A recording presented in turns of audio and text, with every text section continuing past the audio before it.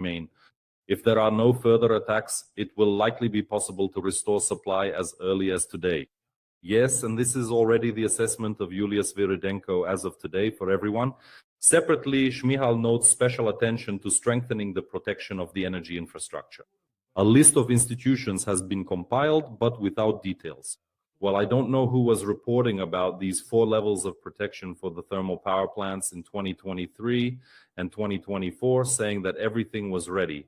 It's unclear. Here's another story from the New York Times, also about a kind of apocalypse in Kyiv.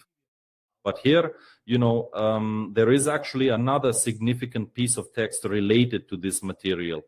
It specifically discusses the reasons why the Russian Federation might currently be carrying out these incredibly frenzied and relentless attacks on the Ukrainian capital city, at least according to the detailed reporting from investigative journalists at the New York Times. So,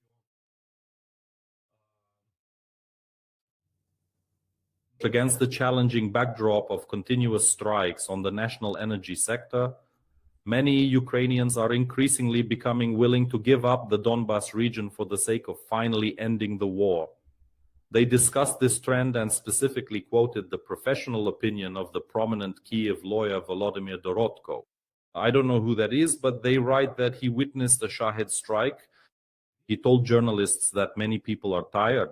According to him, the difficulties are forcing some Ukrainians to claim that the war needs to be stopped, even at the cost of such sacrifices as territorial concessions. And in fact, this whole idea is being promoted, and the words of former Foreign Minister Mr. Kuleba are also being cited about what used to be the case. Information that Ukrainians were ready to accept territorial concessions for the sake of ending the war. This is Kuleba's opinion. And indeed, today, Putin is basically confirming this whole story. You know that he is speaking right now at this very moment with the Russian press. He has already made a key statement about Ukraine, saying that, as it turns out, the Kremlin is ready to agree to a peace deal, while Kyiv and Kyiv's partners are refusing. And there is nothing left to do but to keep storming Ukraine, bombing it, and launching missiles at it, throwing everything possible at it. By the way, the monitoring channels are very active today, and their posts are being widely reposted. Reputable journalists. Just recently, I saw this story. Monitors are once again reporting the likely use of Orishnik by the enemy during the next massive combined strike on Ukrainian territory. So the use of Oreshnik can't be ruled out, and Pekno is posting about it. Well, I don't know if Vasya Pekno has checked it or not. Also, there's the Telegram channel, Real War. As you can see, it has 1.5 million subscribers. Ukrainians rely on information from this Telegram channel. A drone hovered over TPP-6. This was after 9 in the morning. The Russians are once again conducting reconnaissance of energy facilities from early in the morning. The terror will continue. Stay alert. Obviously, this is referring to today. And in general, there's an incredible story being covered right now. You won't believe by whom. Vadim Rabinovich, a man who fled from prosecution by the Ukrainian judiciary and, according to some reports, is now in Israel. Although, why do I say according to some reports? Look, here's where this person is now. Telegraph writes that, according to the latest information, the former politician is living in Israel and has changed his field of activity. They even named a square after him in Beersheba because he donated a golden menorah to the local community. And here stands Rabinovich in front of the golden menorah. So why did I even bring up Rabinovich? Rabinovich posted some crazy information on his Telegram about some harsh ultimatums from the Kremlin directed at Kyiv. I'll just read it now. It's right here next to me.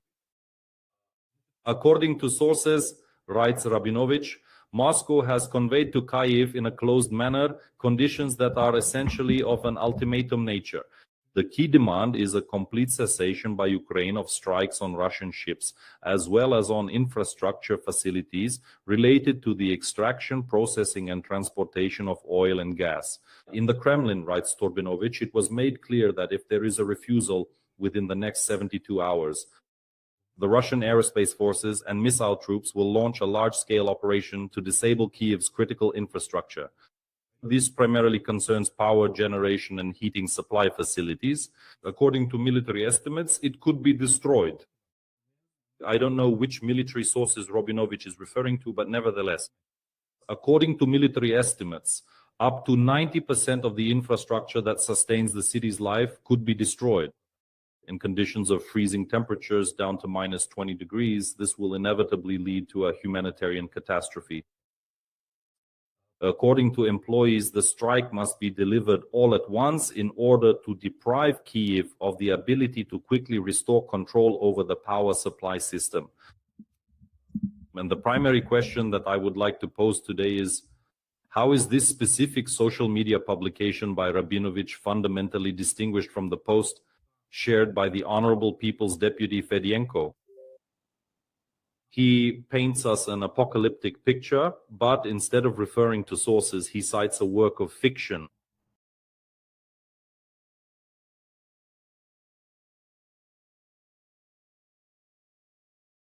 So, friends, we've seen a lot. I'm talking about the Ukrainian public, but we've never seen anything like this before. And the most upsetting part of the story is that the capture by a Russian sabotage and reconnaissance group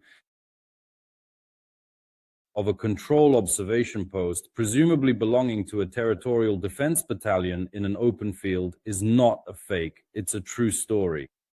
This is what happened, and it's what we need to keep talking about. If you missed it, here's a clip from the video, which is absolutely publicly available and is now being spread across all Telegram channels, both official and unofficial, of the Russian Federation.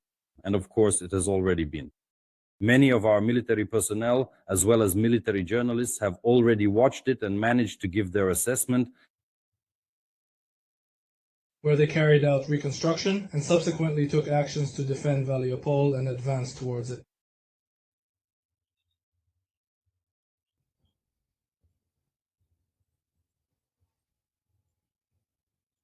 The battalion chief of staff's workplace. Here too, the stamps they left behind remain. Film it. Completely.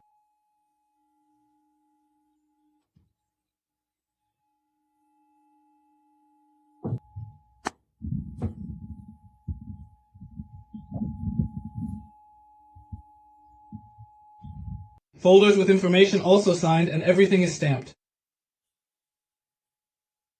The phones are still working. Here they have a workstation for observers, where observers work with a UAV drone. The adjusted kamikaze drones and artillery.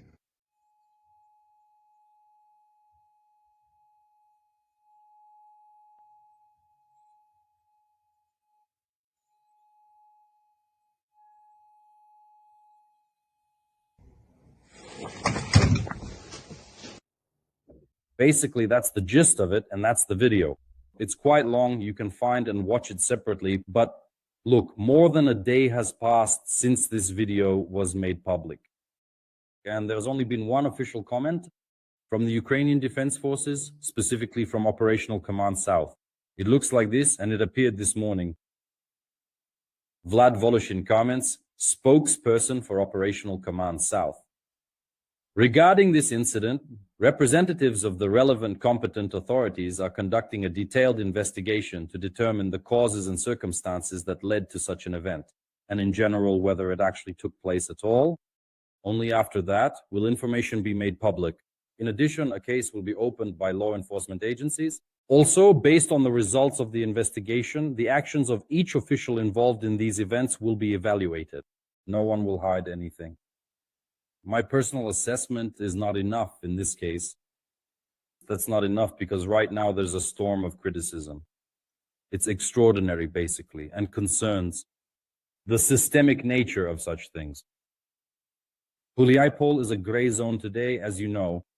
In this rather large city, there are both Ukrainian military and Russian sabotage and reconnaissance groups. In fact, everything there is happening in a mixed up way. And everyone who has now watched this video, according to the strength of their own authority, is giving their assessment of these events. As I already mentioned, these are both journalists and military personnel. We can start, for example, with the military. Bohdan Kratovich, let me enlarge his post now, which he made based on his own experience. You know, Azov, he was in the Azov headquarters, and he shares his experience about how technical equipment and documents are destroyed or not destroyed when a control observation post or the headquarters of a brigade or battalion needs to be relocated or abandoned for some reason. And so he describes a situation where he personally ordered his subordinates to burn everything completely. And this order was only formally carried out and nothing was actually burned. Then it all had to be fixed on the go only because Bohdan Krotovich personally checked the situation. This is what he writes about. He writes that the task was not completed, and as a result, all the documentation remained intact. Some geniuses set a couple of desks on fire and left, after which, of course, the fires went out. In the video, my driver and I are burning all the documentation. There's also another video on his page, Yes, and property, including generators, chainsaws, and so on. Unfortunately, not everyone understands even the most basic things. Still, I hope other brigades will draw conclusions and establish a standard operating procedure for all their headquarters. You don't need to wait for instructions from the general staff to do this. Of course, the responsibility for this particular incident should lie with the chief of staff of the unit, but they come up with something like appointing someone responsible. The responsible officer who messed up, well, he gets a reprimand. In a system where the commander-in-chief never takes responsibility for failures, those who are actually supposed to be held accountable will never be the ones blamed. It's like with lying. You can't demand that commanders tell the truth if everyone around them is lying. That's Bohdan Kratovich's opinion, but that's not all. The main complaint about this video information that appeared is, why are the phones lying on chargers? Why are the laptops turned on? And so on and so forth. Isn't this actually some kind of fake story, or is it really a fake story? Another thing that draws attention is that there are no chevrons or identifying marks on the Russians' uniforms. In other words, is this real? An event that actually happened? As of now, we know roughly that this is basically how it was. The control observation post was abandoned. Don't expect everything right away. I'll report the latest details as they come, but let's go through things step by step. So all these questions are also being discussed by Yulia Kirienko. Kirienko is a military journalist who works close to the front line. And of course, she is competent to speak about certain things. Here is her post. If they had simply fled, they probably would have taken their belongings and laptops with them. The Russian soldiers have no identification marks on them, which is also strange. But what is also striking is the silence from the military group responsible for this section of the front, or the territorial defense forces, which still haven't come forward to explain what actually happened at the command post. I showed you the only comment from Voloshin. We still haven't seen any statement from the territorial defense forces. What have we managed to find out? First, there really is a 1st Battalion of the 106th Territorial Defense Brigade, which until August was the 74th Battalion of the 102nd Brigade. And this explains the 102nd Brigade flag seen in the Russian video. And did you see it there? You could also see the facial recognition software on the laptop screen. Then, due to reorganization, it was transferred under the command of the 106th. Second, the situation in Huliaipol is indeed critical. The defense forces are holding the southern part of the city. There is also a sharper assessment from Sternenko, for example, who writes, "This kind of event is yet another loud symptom. A symptom of a systemic crisis in the military. You can't leave the system in its current state. Otherwise, tomorrow the enemy will be breaking through not just to a tactical depth, but to an operational tactical one. Simply put, the enemy will be advancing dozens of kilometers deep into our defenses. Lies and the collapse of the command system are destroying our army." By the way, when you say "from the word of a guy," that's a hint at Mr. Manko, who is in charge of our air assault forces. Look, well, so this assessment, although it's the most emotional, is the one I agree with the least, because right now the details are still being clarified. What actually happened, and are there really representatives there? Are there servicemen from this battalion there? Did they just suddenly and inexplicably up and run away somewhere, vanishing without a trace? This is a significant claim, as stated by a respected journalist we have on our team, another prominent military journalist, specifically named Diana Butsko, who has been diligently covering these events. You can find her on Facebook. It's a truly massive and extensive long read. This particular piece is from a dedicated journalist from Hromadske who meticulously spoke with one of the brave servicemen deeply involved in the complex and challenging situation concerning the command post in the area of Huliaipol. I'll just quote just one excerpt because the post is quite long and describes in principle this situation that unfortunately also led to losses among the servicemen. Regarding the equipment that was left behind, the one shown in the video, our journalist is asking a person who is familiar with and knows this situation from the inside. On the devices that were left at the headquarters, was there any classified information? I'm not ready to say what was there. I took all my apps with Kropaiva with me. I burned 2 tablets that had my messengers and the chats we used to communicate with adjacent units, because I understood that I wouldn't be able to carry them out since the road was long and difficult. It was probably just panic. The basement was supposed to be completely collapsed. Gasoline was prepared and someone just didn't set it on fire. All the valuable information that could have been about the position is no longer relevant. That's all. Next question. After this situation, did the brigade or corps command contact you? No, they did not contact me. Since yesterday, counterintelligence has already been checking us. Yesterday, the battalion commander was suspended. The guys who left the position are being offered to be immediately transferred to the 225th Separate Assault Regiment. Third question. At the moment when this happened, how far was your headquarters from the line of contact? The answer is simply incredible. 700 meters. Can you imagine? This is exactly what people mean when they talk about a systemic problem, when they talk about the need to reform the territorial defense forces, which are part of the armed forces of Ukraine. This is exactly what people mean when they talk about commanders lying, when they talk about, for some reason, the desire to hold on to the command post until the very end. 700 meters. If that's true, the only word I have for this is a bad one. They said it couldn't be moved. I witnessed a situation when someone from the brigade called and yelled like, "You're lying that you're out in the open field. Let's send a drone. It'll film you. You have to wave your hand to prove you're really there." That was exactly the day after we waved our hands. That's the kind of situation that happened. This is what a serviceman found by Diana Butsko says. And Diana Butsko claims that this serviceman was directly involved. Now let's hear the assessment from military analysts. Here's their assessment. Deep State writes the following. This situation with the command post happened because it was stormed by the enemy around December 18th. Why there were so many officers at the command post, including the company commander, is unknown. One of the company commanders died after the assault because they didn't manage to get him to the stabilization point in time. There's also a message about this in Diana's post. This is now confirmed by 2 sources. Obviously, after our withdrawal, the enemy entered and filmed this so-called unboxing. This video confirms the chaos and the problems in the management of the territorial defense units, which require immediate attention from the higher military command for further reformatting, reform, and optimization. So what is happening right now at this very moment in Huliaipol? Here's another video. Please take a look. Here we see a Russian soldier who has unfolded a rag, some kind of his own rag. And here, as you can see, there is a wider shot. It's not hard to do a simple manipulation to try switching to a map that shows the terrain and get something similar.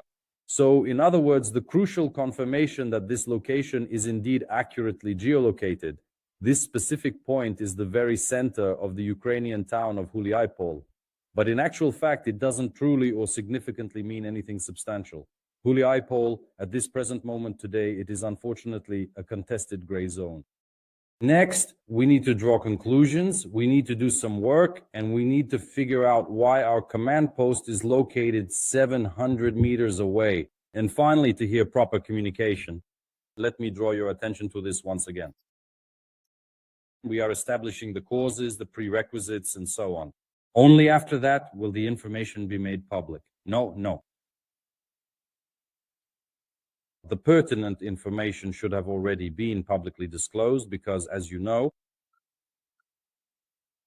The official communication from the army spokespersons is already being systematically replaced by pervasive Russian propaganda, which prominently shows carefully edited videos of how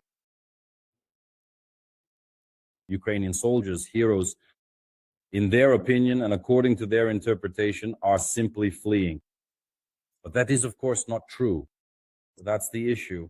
It's not about criticizing Stonenko or Deep State or anyone else. It's about not giving a reason, about not lowering motivation, by allowing certain events to be interpreted by the enemy.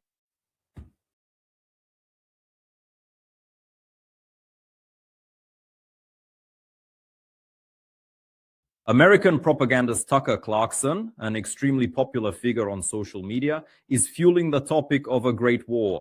It is entirely conceivable that we could be facing the grim prospect of a third world war. Just today, he made public and widely accessible a particularly provocative and widely discussed video across all of his prominent social media platforms.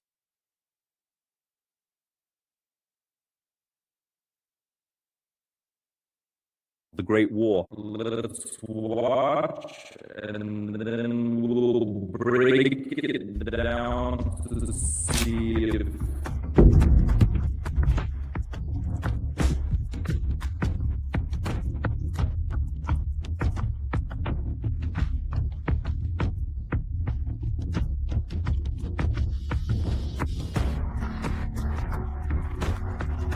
and you ask, what areas do I want to control? Where are the trade routes? Who's got the resources? And if you were to do that, you would arrive at the most obvious conclusion of all, which is that the United States has to have a relationship with Russia in order to survive anything like that. Well, that's the story from Tucker Carlson in a nutshell, to sum it up if you didn't get it.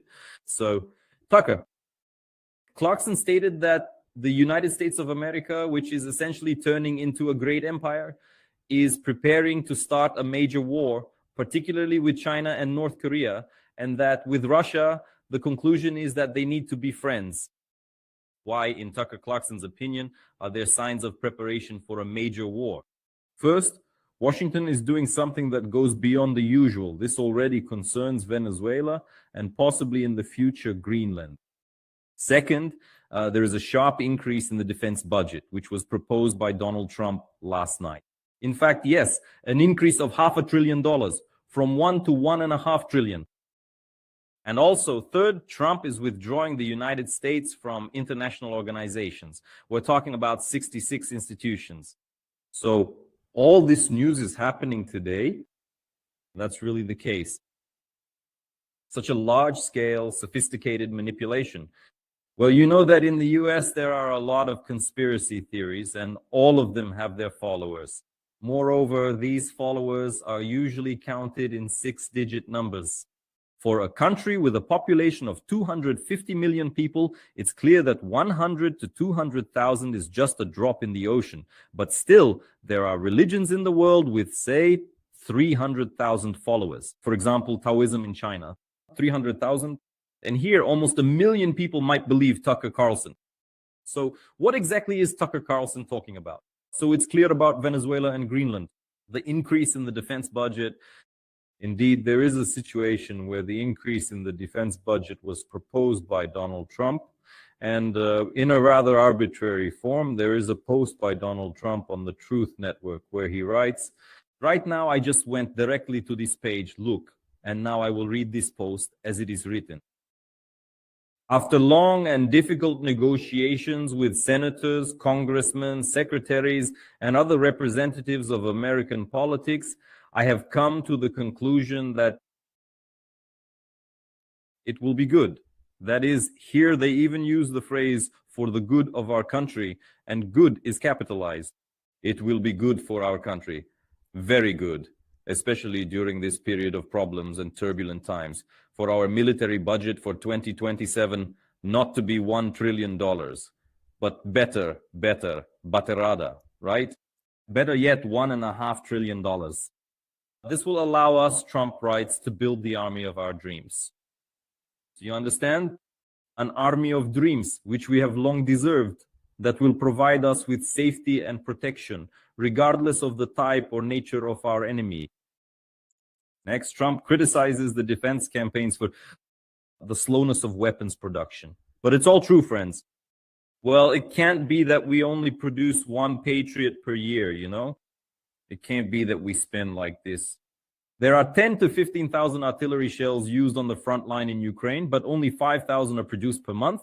Well, I'm simplifying things a bit here, but check the statistics. Take a look.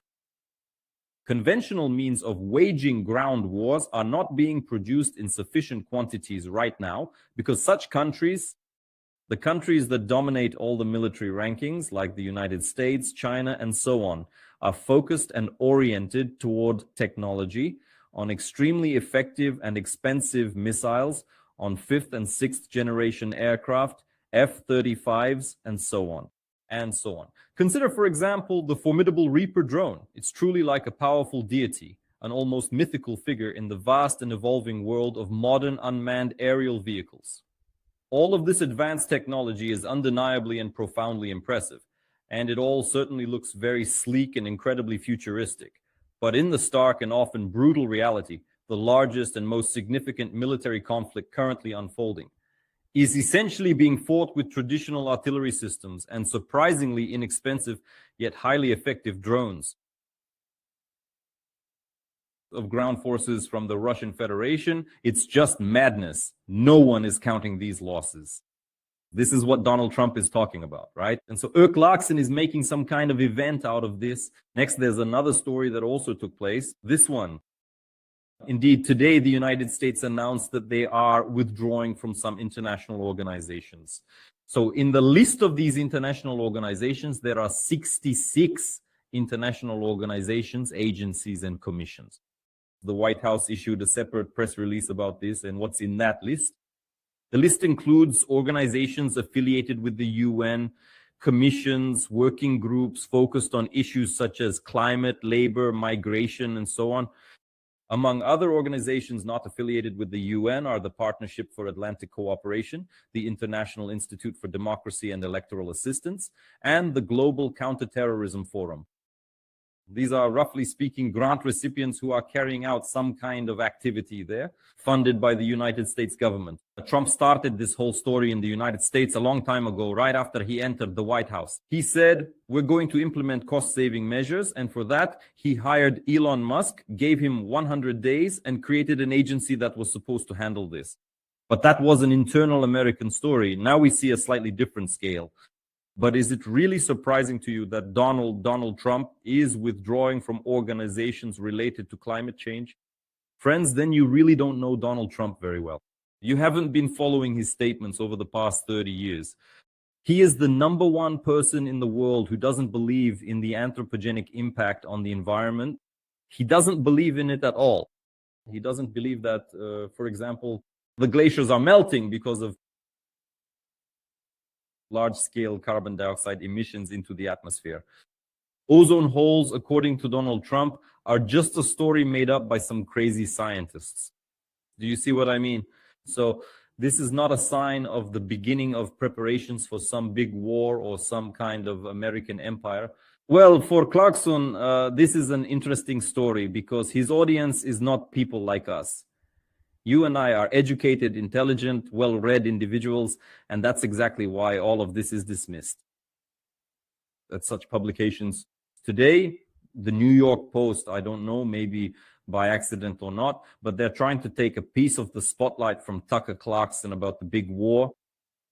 And Baba Vanga, right?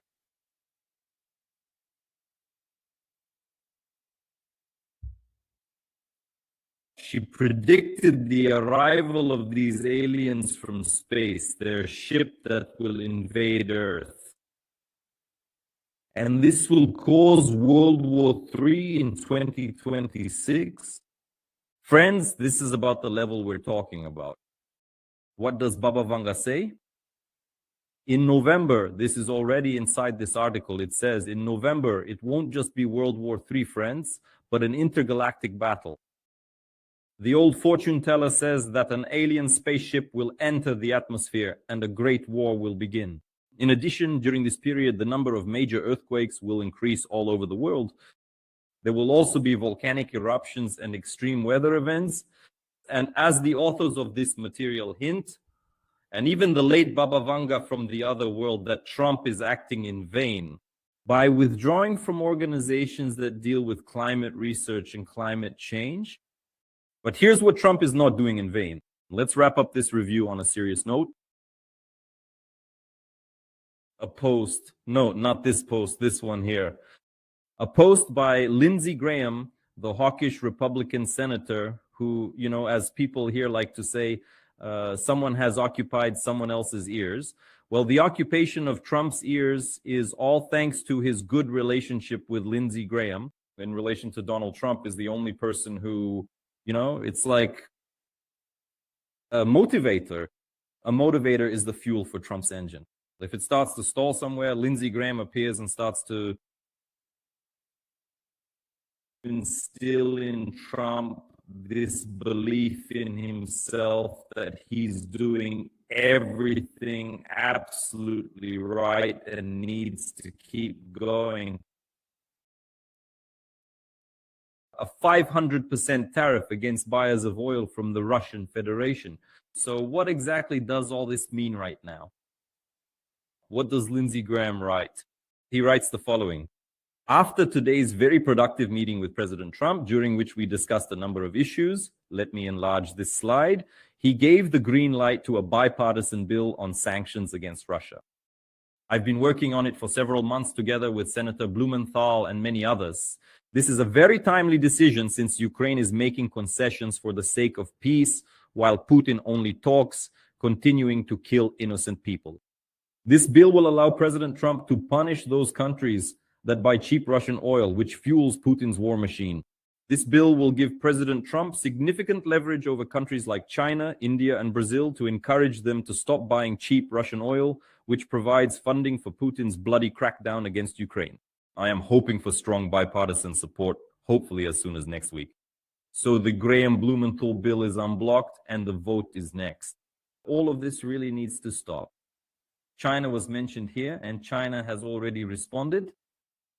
And how exactly? With shock. We currently have a distinguished representative of the esteemed Chinese diplomatic corps present here with us today, who is ready to engage. The spokesperson for the Ministry of Foreign Affairs of the People's Republic of China, Mao Ning, and her Chinese interpreter who tries to convey the information in English. In Asia, the oars in the high gardens are seriously accusing the international moon. China responds to negative and unilateral sanctions that have no basis in international law or are supported by the armed forces of Ukraine, and responds to actions that accuse the goals and principles of the armed forces of Ukraine, as well as the preservation of sovereignty and security in other countries. Understood? All of this is very bad for stability. Very bad for stability. But friends, we've never seen Donald Trump in such high spirits before. I wonder how long he'll keep it up, right?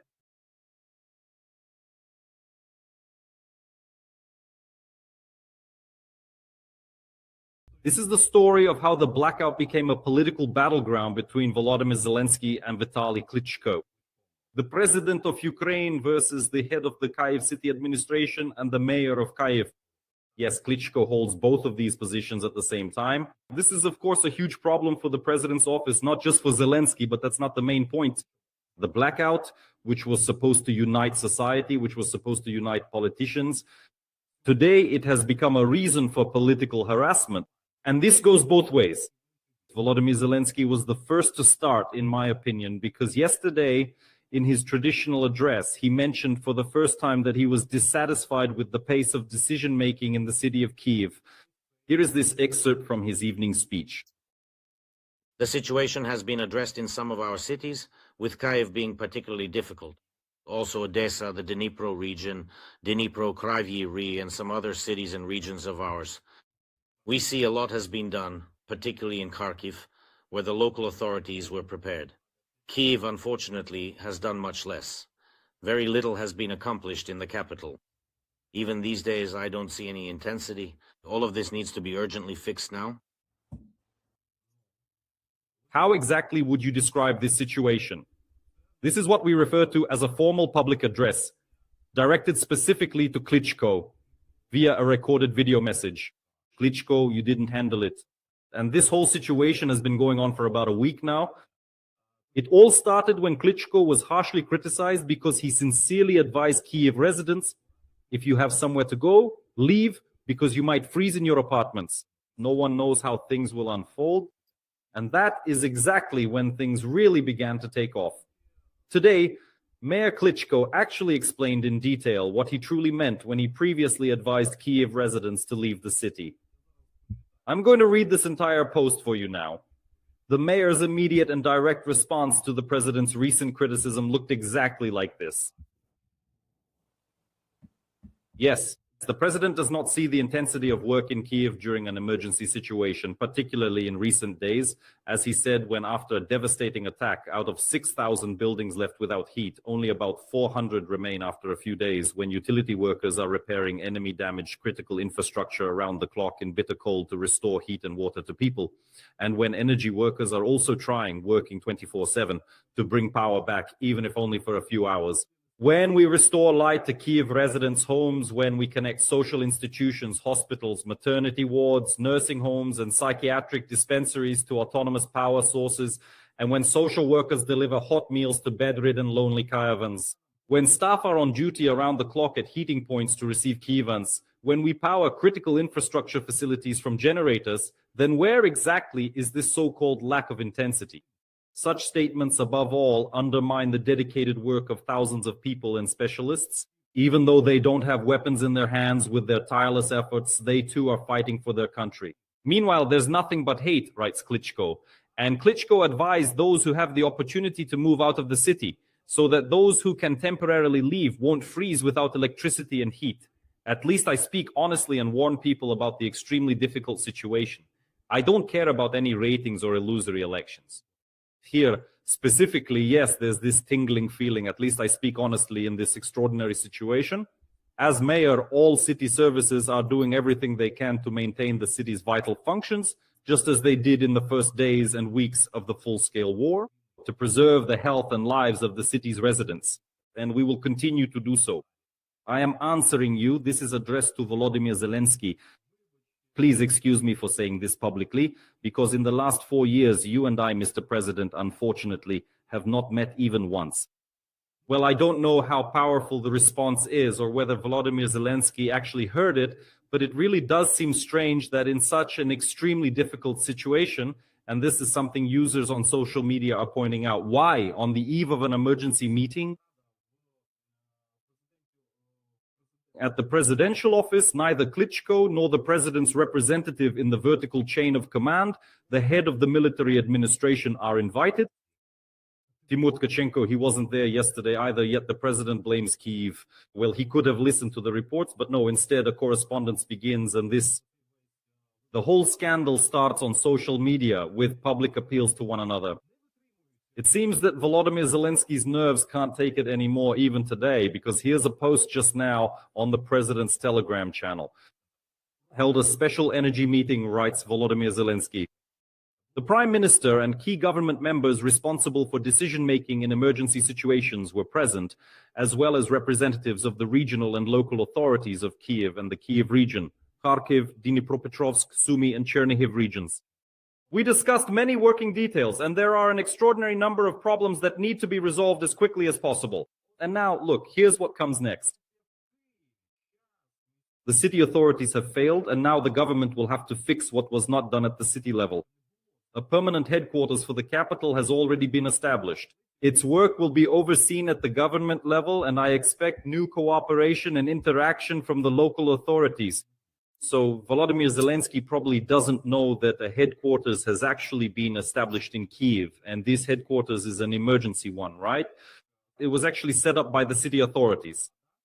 And Klitschko has already reported on the work of this headquarters independently, since he wasn't invited to any meetings with Volodymyr Zelensky. Everyone in the city knows we haven't had such a difficult and similar situation in the past 4 years. In fact, there has never been a situation like this in the history of our city. It's extremely difficult. That's why now we'll discuss the most difficult and pressing issues for further response, for stabilizing the situation, and of course, for helping the residents, because the situation is difficult, especially regarding electricity and heat supply. And this headquarters continues to operate separately, somehow apart from the government headquarters. To me, this seems like complete nonsense when political debate overshadows everything.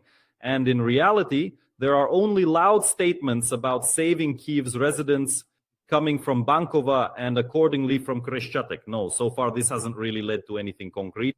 I think the greatest effectiveness could be achieved by working together. All of this has become tiresome. Just look at Mariana Bezula, who suggested removing absolutely everyone from their positions. You know, she had tea with Klitschko last Friday in the midst of all this. By the way, there are no rumors that Klitschko was supposedly absent from Kyiv on January 9th after the massive Russian attack on the capital and the energy facilities. In Kyiv, he's supposedly advising someone to run away somewhere. In reality, Klitschko was in Kyiv. Now, before I read this post, look, then there was a photo report from Bezugla herself and from Klitschko showing that they had tea together and that he was in Kyiv. Everything was fine. Now, Mariana Bezugla, in my opinion, as you'll read, is actually taking the president's side here. He explicitly states, I believe, that given the current dire state of the national capital city and the looming prospects of a total and catastrophic electrical blackout, it is absolutely and immediately necessary for stability to remove Mayor Vitali Klitschko from the city administration and promptly replace the current head of the military administration.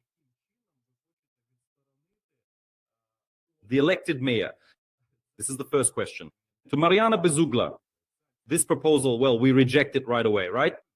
Next, removing the head of the military administration, Timur Otkachenko, is a different matter. He is an appointee, and moreover, an appointee directly under the presidential vertical. Absolutely. Furthermore, according to Bezugla, both should go, and Kyiv should be headed by the first real head of the military administration. It should have happened long ago, but at least now. This remains a debatable issue because military, regional, and city administrations which take on certain functions during martial law often, and we see this, for example, in Odessa, are used as a lever of political influence as well. This cannot be dismissed here. A person with experience, skills, and without particular political preferences. They just butt heads, but there's no benefit for the city at all. Klitschko got caught up in his own lies and Che didn't help, but, well, Mariana Bezugla is better. Today, it's about the Ukraine facility. She voted in the Verkhovna Rada for the laws, for those IMF anchor points, and she even advised someone on whom to dismiss. Clearly, that's not her responsibility. And now, my dear friends, if you will allow me to share my own personal conclusion regarding this entire complex situation, it is the following. Right now, at this very moment, the nation of Ukraine is under a truly tremendous and unprecedented amount of pressure coming from the Russian Federation. All of these various military attacks that we are currently talking about, they all have just one singular primary goal in mind. The primary objective of this strategy is to coerce the sovereign nation of Ukraine and its domestic public opinion into a position where they must reluctantly concede to the extensive capitulation demands being put forward by the government of the Russian Federation. Putin openly declares today that, as it turns out, Kyiv doesn't want to pursue peace, while in Russia, in Moscow, in the Kremlin, everyone has long been ready. And instead of consolidating, standing firm, and helping everyone to find this warmth literally in their own homes and electricity, today, the office together with the Kyiv city administration is essentially starting to make predictions. Klitschko is deflecting this like a tennis racket, but here it's absolutely clear that things are not on Klitschko's side. He accepts these rules of the game, friends. He accepts these rules of the game, and by the way, is obviously looking for an ally for himself. Why? Because if you go now to the mayor's Telegram channel, you'll see a post there not addressed to the president anymore, where he used to complain about the lack of intensity, but a post about Yulia Sviridenko. Klitschko considers this a huge achievement of the current executive power in the country. Today, for the first time in 4 years, in January, at the beginning of the month, there was a meeting between the mayor of Kyiv and the prime minister of Ukraine. For the first time, unlike a meeting with the president, which is unlikely to happen at all if conversations continue in this manner. That's the story. Yulia Sviridenko, by the way, is keeping her distance. She's staying a bit on the sidelines. Today, it's mainly Shmyhal who is taking the heat, the office's battle unit, who stepped in during the energy minister's term. And today, he has already reported that his first day in office was extremely productive. By order of President Volodymyr Zelensky, the first meeting of the headquarters for eliminating the consequences of Russian strikes on energy facilities was established and held in Kyiv, but only after 6 days since the massive attack. And the headquarters in Kyiv, by the way, has been operating since January 9th.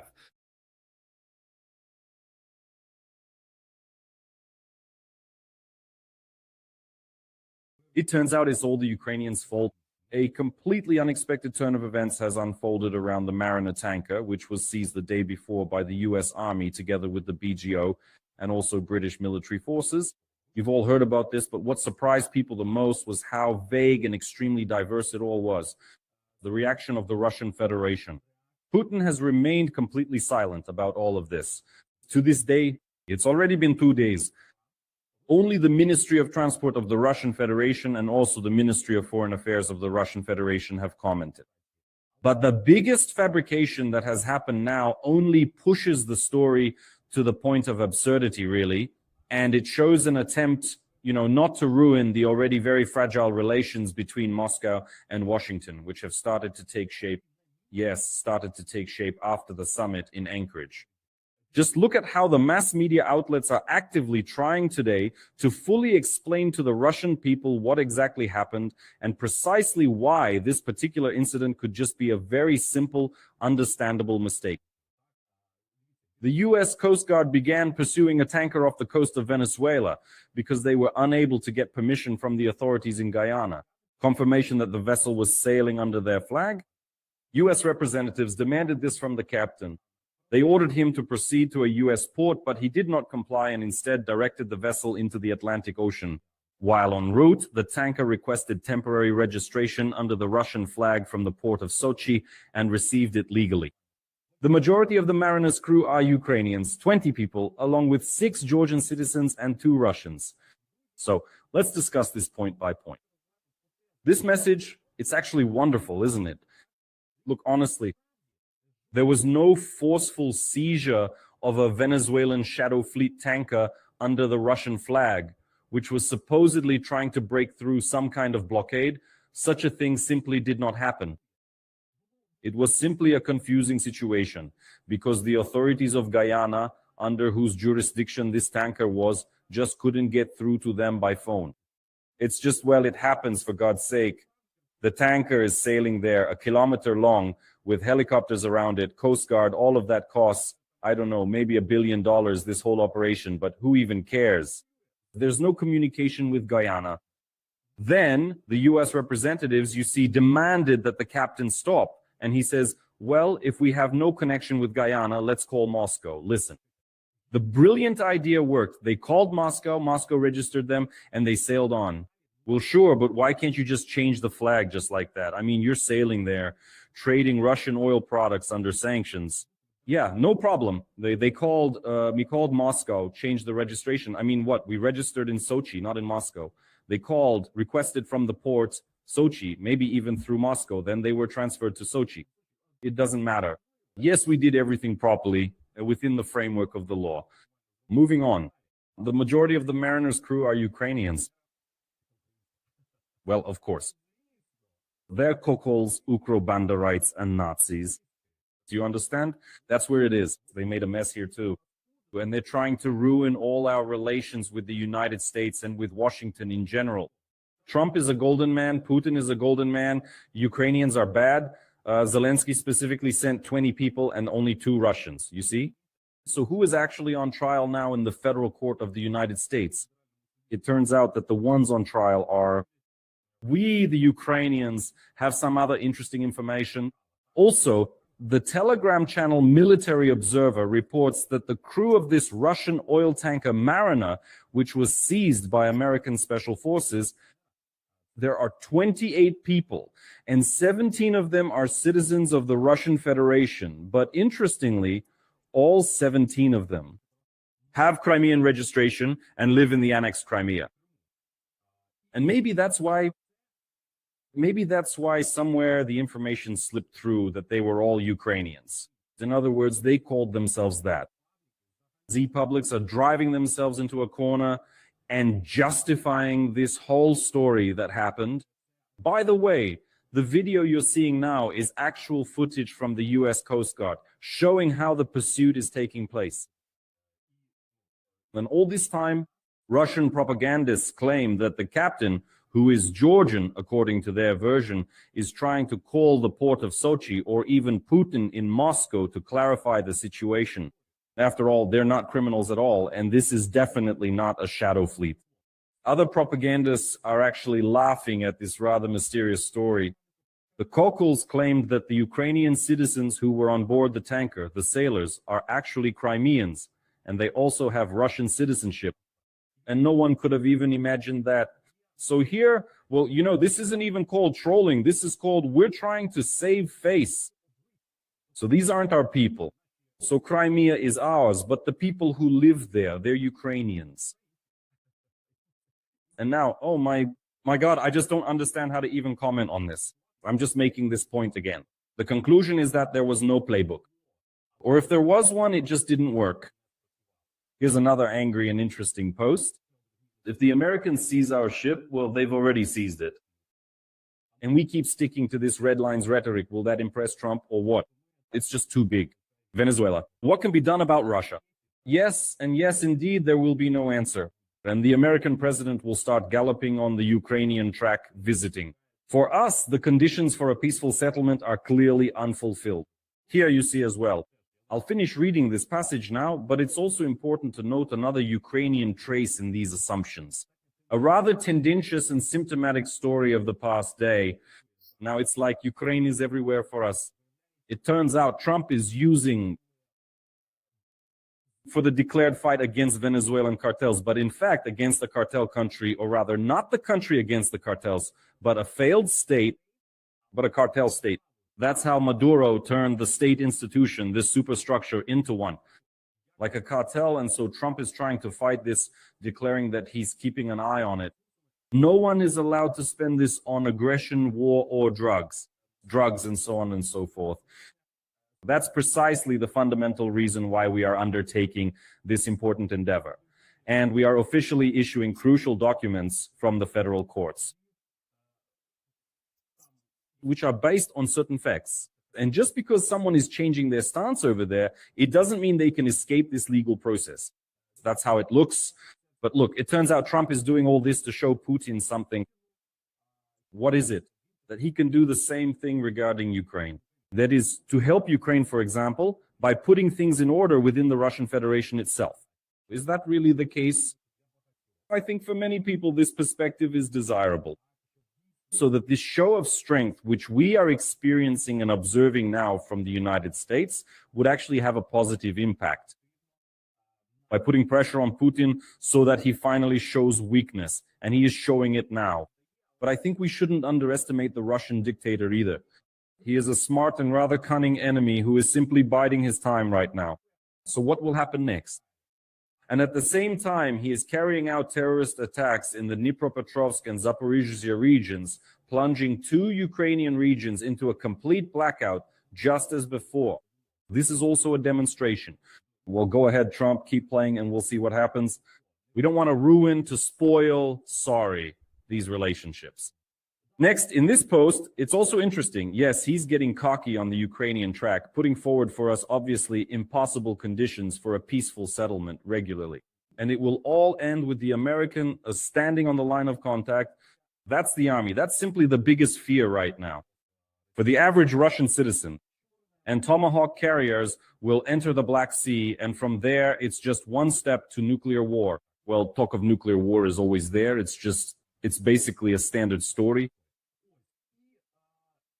In the end, yes, ultimately, all this pressure, all this hysteria, which is like in Krylov's Russian fable, the swan, the pike, and the crawfish, has led to this kind of long read from the Ministry of Foreign Affairs of the Russian Federation, a new one, yes. This happened today. You see, here are 8 paragraphs. Interestingly, 1, 2, 3, 4. 5. 6, the 6th paragraph. We consider it unforgivable that there are no references from the American side to their own national sanctions legislation. The unilateral restrictive measures of the US, as well as those of other Western countries, are illegitimate and cannot serve as justification for attempts to establish jurisdiction, and even more so for the seizure of ships in international waters.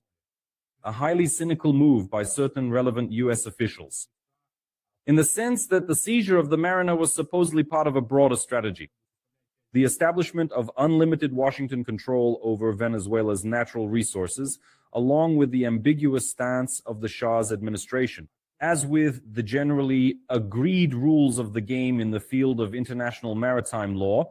Unfortunately, there is concern about Washington's willingness to generate acute international crisis situations, including the use of already extremely strained Russian-American relations in recent years.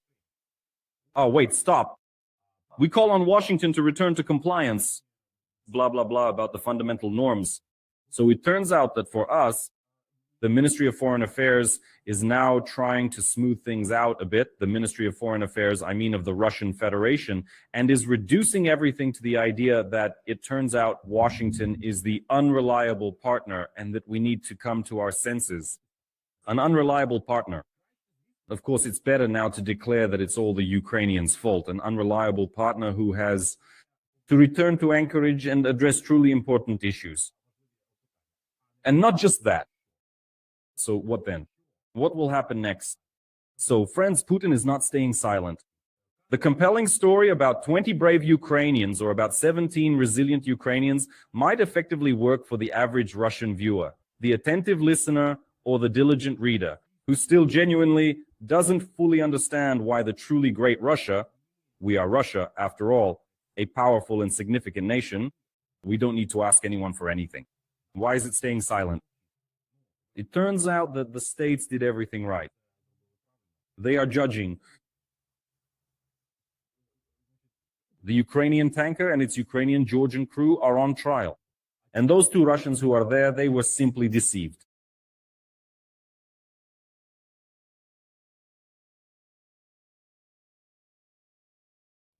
Expert Alexander Karchenko gave his assessment on what the current energy situation looks like in the city of Kyiv. There hasn't been a more difficult situation during the war. In reality, there has never been an attack anywhere in the world at minus 15 degrees on a city with central heating that was destroyed. I'll tell you quite frankly, the current assessment is, of course, completely obvious to everyone, but is it even possible to paint an even darker and more grim picture of our situation? It is indeed possible, I answer you now, because one of our prominent members of parliament from the Servant of the People political party, a man named Fedienko, recently made a detailed post with a striking illustration taken directly from a famous book called Blackout, written by the author Mark Ellsberg. And what did he write there? First, he quotes from this book, and then he draws analogies with what is happening in Ukraine right now. Look, let's read it together. I believe we have already entered the active phase of cascading effects, writes Alexander Fedienko. The image is not mine. It was generated by artificial intelligence. In the image, there is a city that is still standing but is already breaking down in a chain reaction. The Russians are destroying our energy sector, having exhausted our air defense.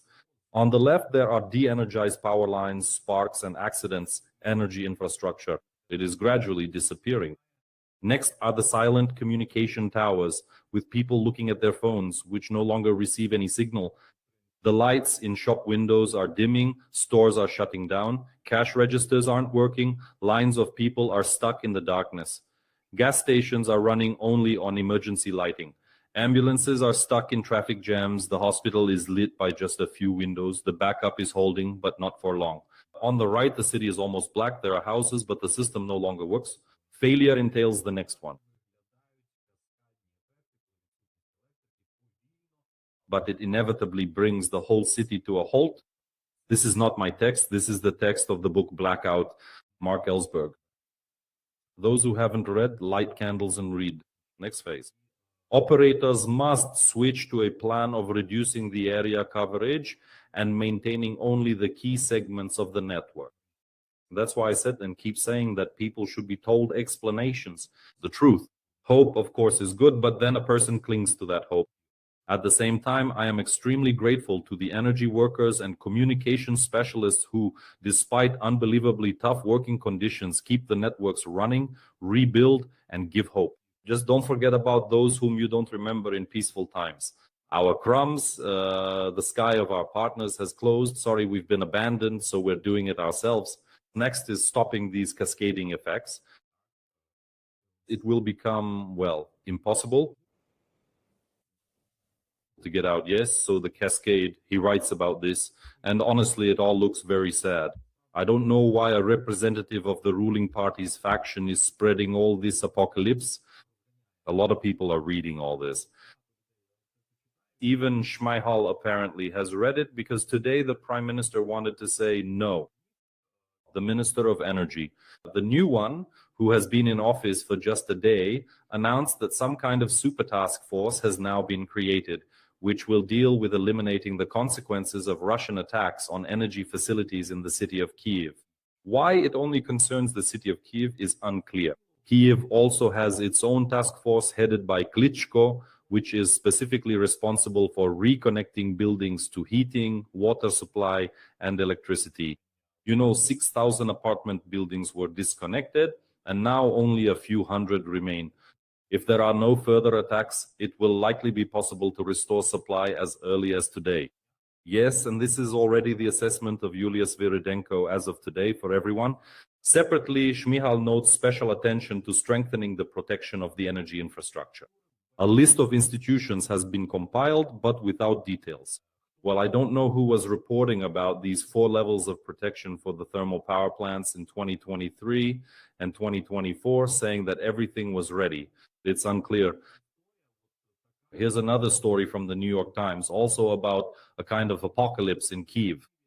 But here, there is actually another significant piece of text related to this material. It specifically discusses the reasons why the Russian Federation might currently be carrying out these incredibly frenzied and relentless attacks on the Ukrainian capital city, at least according to the detailed reporting from investigative journalists at the New York Times. So,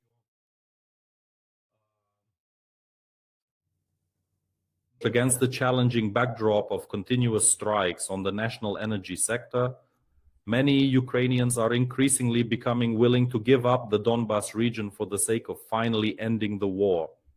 They discussed this trend and specifically quoted the professional opinion of the prominent Kyiv lawyer Volodymyr Dorotko. I don't know who that is, but they write that he witnessed a Shahed strike. He told journalists that many people are tired. According to him, the difficulties are forcing some Ukrainians to claim that the war needs to be stopped, even at the cost of such sacrifices as territorial concessions. And in fact, this whole idea is being promoted, and the words of former Foreign Minister Mr. Kuleba are also being cited about what used to be the case. Information that Ukrainians were ready to accept territorial concessions for the sake of ending the war. This is Kuleba's opinion. And indeed, today, Putin is basically confirming this whole story. You know that he is speaking right now at this very moment with the Russian press.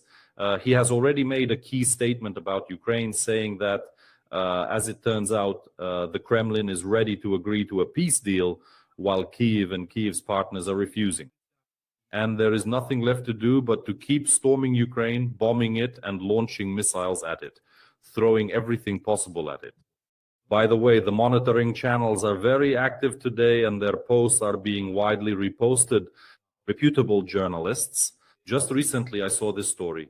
Monitors are once again reporting the likely use of Orishnik by the enemy during the next massive combined strike on Ukrainian territory. So the use of Oreshnik can't be ruled out, and Pekno is posting about it. Well, I don't know if Vasya Pekno has checked it or not. Also, there's the Telegram channel, Real War. As you can see, it has 1.5 million subscribers. Ukrainians rely on information from this Telegram channel. A drone hovered over TPP-6. This was after 9 in the morning. The Rashists are once again conducting reconnaissance of energy facilities from early in the morning. The terror will continue. Stay alert. Obviously, this is referring to today. And in general, there's an incredible story being covered right now. You won't believe by whom. Vadim Rabinovich, a man who fled from prosecution by the Ukrainian judiciary and, according to some reports, is now in Israel. Although, why do I say according to some reports? Look, here's where this person is now. Telegraph writes that, according to the latest information, the former politician is living in Israel and has changed his field of activity. They even named a square after him in Beersheba because he donated a golden menorah to the local community. And here stands Rabinovich in front of the golden menorah. So why did I even bring up Rabinovich? Rabinovich posted some crazy information on his Telegram about some harsh ultimatums from the Kremlin directed at Kyiv. I'll just read it now. It's right here next to me. According to sources, writes Rabinovich, Moscow has conveyed to Kyiv in a closed manner conditions that are essentially of an ultimatum nature. The key demand is a complete cessation by Ukraine of strikes on Russian ships, as well as on infrastructure facilities related to the extraction, processing, and transportation of oil and gas. In the Kremlin, writes Torbinovich, it was made clear that if there is a refusal within the next 72 hours, the Russian aerospace forces and missile troops will launch a large-scale operation to disable Kyiv's critical infrastructure. This primarily concerns power generation and heating supply facilities. According to military estimates, it could be destroyed. I don't know which military sources Rabinovich is referring to, but nevertheless, according to military estimates, up to 90% of the infrastructure that sustains the city's life could be destroyed. In conditions of freezing temperatures down to minus 20 degrees, this will inevitably lead to a humanitarian catastrophe. According to employees, the strike must be delivered all at once in order to deprive Kyiv of the ability to quickly restore control over the power supply system. And the primary question that I would like to pose today is, how is this specific social media publication by Rabinovich fundamentally distinguished from the post shared by the Honorable People's Deputy Fedyenko? He paints us an apocalyptic picture, but instead of referring to sources, he cites a work of fiction. Ramzan Kadyrov has appointed his 20-year-old son as Deputy Prime Minister of the Chechen Republic. Right now, this significant news is rapidly spreading across the entire internet today. Kadyrov's son, a prominent figure, is now officially appointed as the Deputy Prime Minister, and at the very same time, Adam, that is indeed his given name, will also continue to remain an integral part of the Chechen government's official structure. And you could say that's where the story could end, but there's actually a lot more to it. But why is this happening right now, and what is the context behind all of this? Why could you say that the story could end here? Well, it's worth noting that, in general, Kadyrov's appointments of his relatives have always stood out for their pomp, and this approach where his son, daughter, brother, brother-in-law, godfather, all receive the highest positions in the state hierarchy of power. Kadyrov's relatives are regularly appointed to important positions in Chechnya. The Russian press writes about this, for example, mentioning Ramzan Kadyrov's daughter, Khadijat, who at the age of 24 was appointed the first deputy head of the administration of the head and government of Chechnya. At the age of 18, Akhmat Kadyrov became the Deputy Minister of Sports of Chechnya, the Minister for Youth Affairs, as well as the President of the Akhmat Football Club. Adam Kadyrov, another son of Kadyrov, at the age of 16 became the head of his father's security department and the curator of the Sheikh Mansour Battalion, which is currently fighting against Ukraine. And now Akhmat Kadyrov, this is not Adam, this is Akhmat Kadyrov, who is the Minister of Culture, will serve as the deputy head of government. That's the story. So I've laid it all out now. But why is this appointment worth talking about right now, and why is it being discussed so much? Look, what a wonderful story on the Kremlin snuff box. This is a Telegram channel close to Putin's presidential administration. They cite sources close to Kadyrov. Here's a quote. He understands that he doesn't have much time left, but he still doesn't fully grasp how to secure, if not power, then at least safety for his entire family. Chechnya is a complicated region, and the Kadyrov family has plenty of ill-wishers who want to remove them from power in the future, said a source familiar with the situation in the region. He emphasized that those same ill-wishers are likely present even in Kadyrov's closest circle. So if you look at it from a financial perspective, Chechnya, a very sweet piece of the pie, is how a second interlocutor of the Telegram channel Kremlin Snuffbox describes the situation. And now there isn't much time left. The point is, what's meant here is not Ramzan Kadyrov's political weight, but rather his current physical condition. And it's not just rumors, but even photographic evidence, like Kadyrov appearing already this year on January 3rd. He was filmed at an event in a village with a cane, friends. The head of Chechnya, Ramzan Kadyrov, appeared in public for the first time in a while at the opening of a school. He attended the Hafiz ceremony in the village of Novy Sharoy with a cane. This was reported by the Russian publication 7 on 7, and now Ukrainian media have reprinted this information. This news? Kadyrov himself stated that the event took place on January 3rd. And you see, they edited it. This is confirmed by the metadata of the video that appeared online. On December 31st, his advisor spoke about preparing the school for opening. And this confirms that the event actually took place in 2026. But what preceded Kadyrov's appearance with a cane in this village where the school was being opened? What came before, friends, was this kind of news.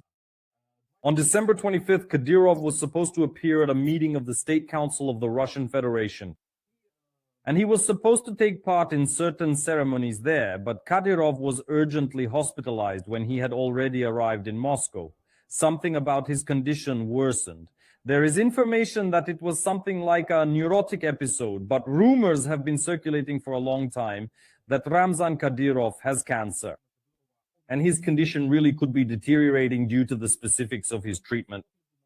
In short, he was hospitalized on the night of December 25th during a session of the State Council of the Russian Federation. He never ended up participating and then declined to attend another event.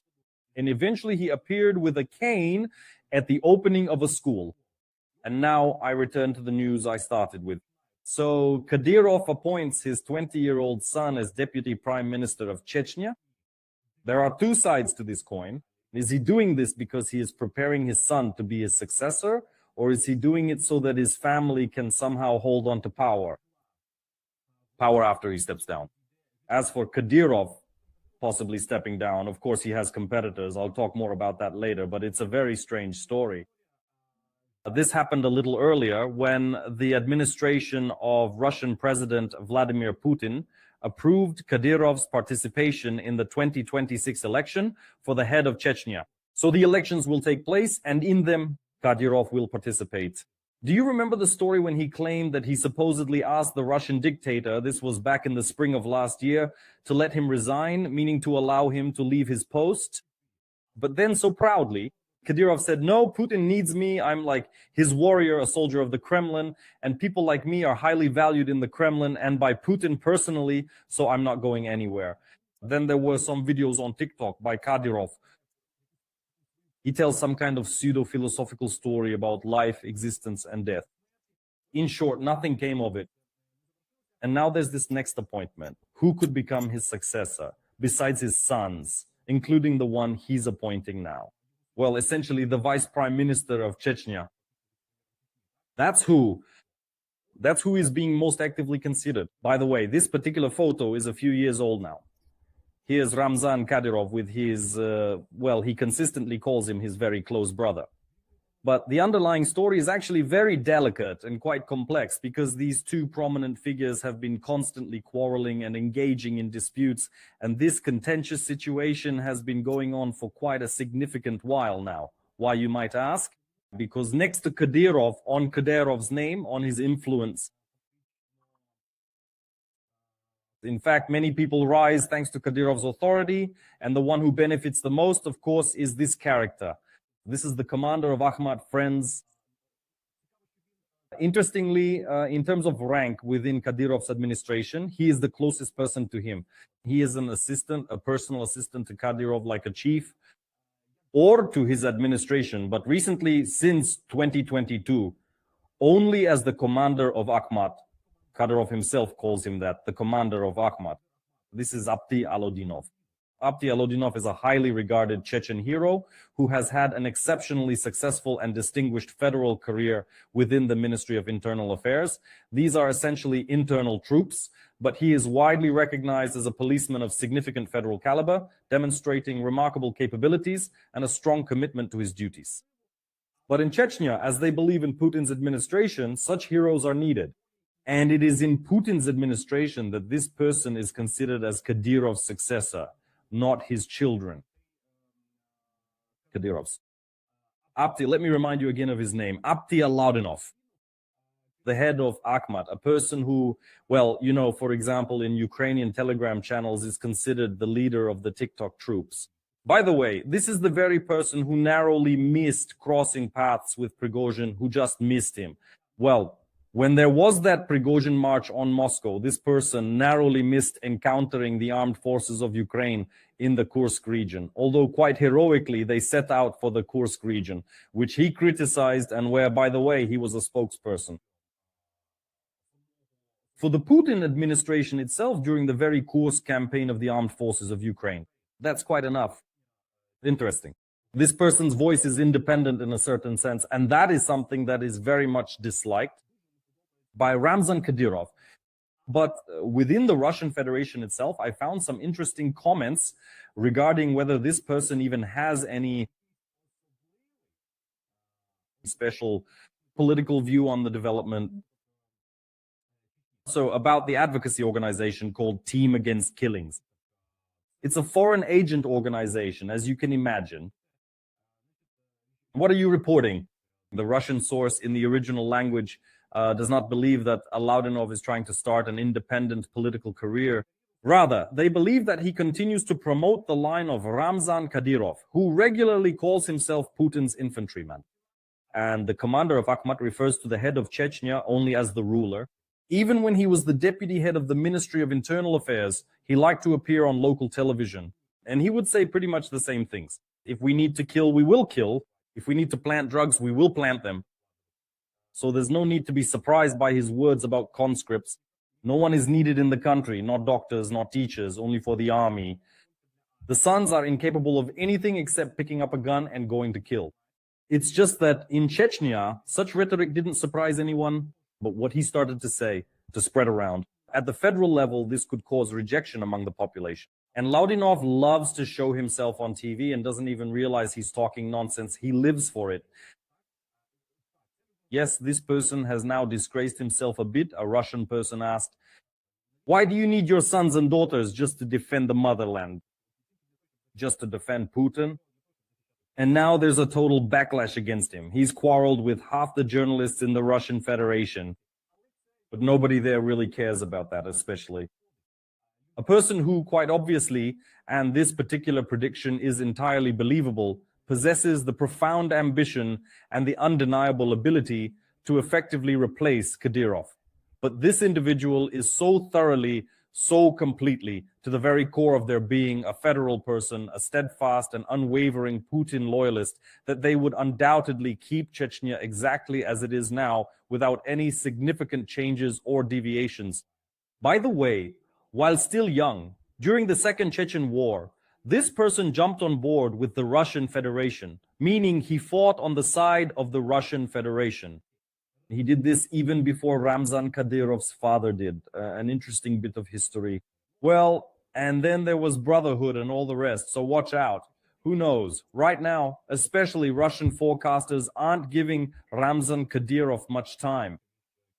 More than a few months, by the end of 2026, there could definitely be changes in Chechnya.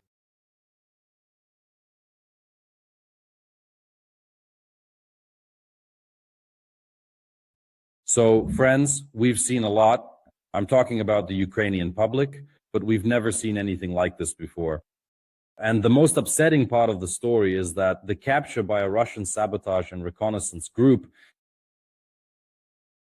of a control observation post, presumably belonging to a territorial defense battalion in an open field, is not a fake. It's a true story.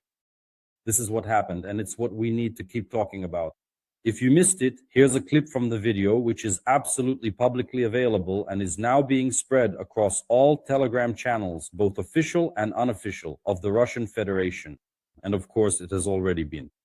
Many of our military personnel, as well as military journalists, have already watched it and managed to give their assessment, where they carried out reconstruction and subsequently took actions to defend Mariupol and advance towards it.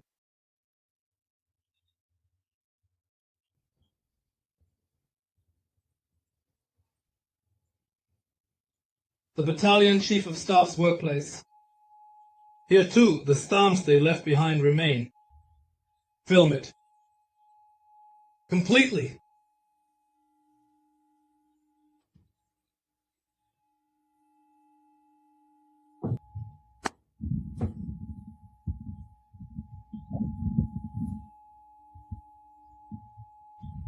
Folders with information also signed, and everything is stamped. The phones are still working. Here they have a workstation for observers, where observers work with a UAV drone. The adjusted kamikaze drones and artillery.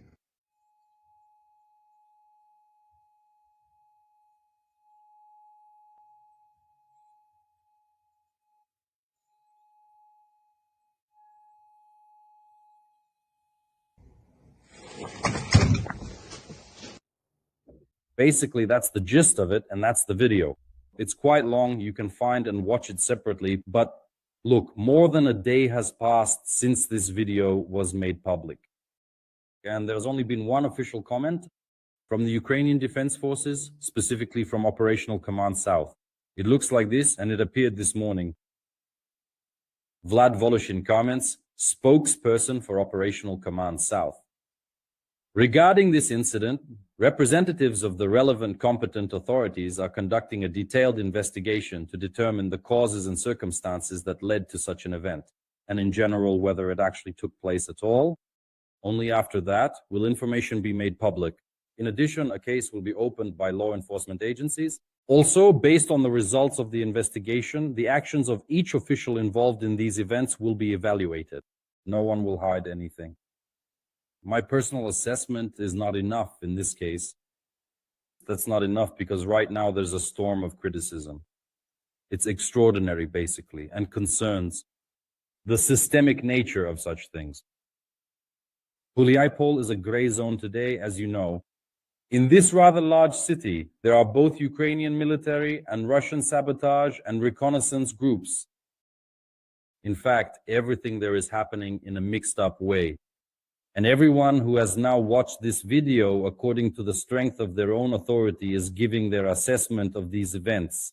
As I already mentioned, these are both journalists and military personnel. We can start, for example, with the military. Bohdan Kratovich, let me enlarge his post now, which he made based on his own experience. You know, Azov, he was in the Azov headquarters, and he shares his experience about how technical equipment and documents are destroyed or not destroyed when a control observation post or the headquarters of a brigade or battalion needs to be relocated or abandoned for some reason. And so he describes a situation where he personally ordered his subordinates to burn everything completely. And this order was only formally carried out and nothing was actually burned. Then it all had to be fixed on the go only because Bohdan Kratovich personally checked the situation. This is what he writes about. He writes that the task was not completed, and as a result, all the documentation remained intact. Some geniuses set a couple of desks on fire and left, after which, of course, the fires went out. In the video, my driver and I are burning all the documentation. There's also another video on his page, Yes, and Property, including generators, chainsaws, and so on.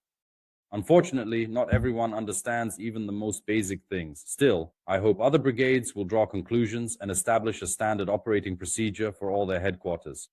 You don't need to wait for instructions from the General Staff to do this. Of course, the responsibility for this particular incident should lie with the Chief of Staff of the unit, but they come up with something like appointing someone responsible. The responsible officer who messed up, well, he gets a reprimand. In a system where the commander-in-chief never takes responsibility for failures, those who are actually supposed to be held accountable will never be the ones blamed. It's like with lying. You can't demand that commanders tell the truth if everyone around them is lying. That's Bohdan Kratovich's opinion, but that's not all. The main complaint about this video information that appeared is, why are the phones lying on chargers? Why are the laptops turned on? And so on and so forth. Isn't this actually some kind of fake story, or is it really a fake story? Another thing that draws attention is that there are no chevrons or identifying marks on the Russians' uniforms. In other words, is this real? An event that actually happened? As of now, we know roughly that this is basically how it was. The control observation post was abandoned. Don't expect everything right away. I'll report the latest details as they come, but let's go through things step by step. So all these questions are also being discussed by Yulia Kirienko. Kirienko is a military journalist who works close to the front line. And of course, she is competent to speak about certain things. Here is her post. If they had simply fled, they probably would have taken their belongings and laptops with them. The Russian soldiers have no identification marks on them, which is also strange. But what is also striking is the silence from the military group responsible for this section of the front, or the territorial defense forces, which still haven't come forward to explain what actually happened at the command post. I showed you the only comment from Voloshin. We still haven't seen any statement from the territorial defense forces. What have we managed to find out? First, there really is a 1st Battalion of the 106th Territorial Defense Brigade, which until August was the 74th Battalion of the 102nd Brigade. And this explains the 102nd Brigade flag seen in the Russian video. And did you see it there? You could also see the facial recognition software on the laptop screen. Then, due to reorganization, it was transferred under the command of the 106th. Second, the situation in Huliaipol is indeed critical. The defense forces are holding the southern part of the city. There is also a sharper assessment from Sternenko, for example, who writes, "This kind of event is yet another loud symptom. A symptom of a systemic crisis in the military. You can't leave the system in its current state. Otherwise, tomorrow the enemy will be breaking through not just to a tactical depth, but to an operational tactical one. Simply put, the enemy will be advancing dozens of kilometers deep into our defenses. Lies and the collapse of the command system are destroying our army." By the way, when you say "from the word of a guy," that's a hint at Mr. Manko, who is in charge of our air assault forces. Look, well, so this assessment, although it's the most emotional, is the one I agree with the least, because right now the details are still being clarified. What actually happened, and are there really representatives there? Are there servicemen from this battalion there? Did they just suddenly and inexplicably up and run away somewhere, vanishing without a trace? This is a significant claim, as stated by a respected journalist we have on our team, another prominent military journalist, specifically named Diana Butsko, who has been diligently covering these events. You can find her on Facebook. It's a truly massive and extensive long read. This particular piece is from a dedicated journalist from Hromadske who meticulously spoke with one of the brave servicemen deeply involved in the complex and challenging situation concerning the command post in the area of Huliaipol. I'll just quote. Just one excerpt, because the post is quite long and describes in principle this situation that unfortunately also led to losses among the servicemen. Regarding the equipment that was left behind, the one shown in the video, our journalist is asking a person who is familiar with and knows this situation from the inside. On the devices that were left at the headquarters, was there any classified information? I'm not ready to say what was there. I took all my apps with Kropaiva with me. I burned 2 tablets that had my messengers and the chats we used to communicate with adjacent units, because I understood that I wouldn't be able to carry them out since the road was long and difficult. It was probably just panic. The basement was supposed to be completely collapsed. Gasoline was prepared and someone just didn't set it on fire. All the valuable information that could have been about the position is no longer relevant. That's all. Next question. After this situation, did the brigade or corps command contact you? No, they did not contact me. Since yesterday, counterintelligence has already been checking us. Yesterday, the battalion commander was suspended. The guys who left the position are being offered to be immediately transferred to the 225th Separate Assault Regiment. Third question. At the moment when this happened, how far was your headquarters from the line of contact? The answer is simply incredible. 700 meters. Can you imagine? This is exactly what people mean when they talk about a systemic problem, when they talk about the need to reform the territorial defense forces, which are part of the armed forces of Ukraine. This is exactly what people mean when they talk about commanders lying, when they talk about, for some reason, the desire to hold on to the command post until the very end. 700 meters. If that's true, the only word I have for this is a bad one. They said it couldn't be moved. I witnessed a situation when someone from the brigade called and yelled like, "You're lying that you're out in the open field. Let's send a drone. It'll film you. You have to wave your hand to prove you're really there." That was exactly the day after we waved our hands. That's the kind of situation that happened. This is what a serviceman found by Diana Butsko says. And Diana Butsko claims that this serviceman was directly involved. Now let's hear the assessment from military analysts. Here's their assessment. Deep State writes the following. This situation with the command post happened because it was stormed by the enemy around December 18th. Why there were so many officers at the command post, including the company commander, is unknown.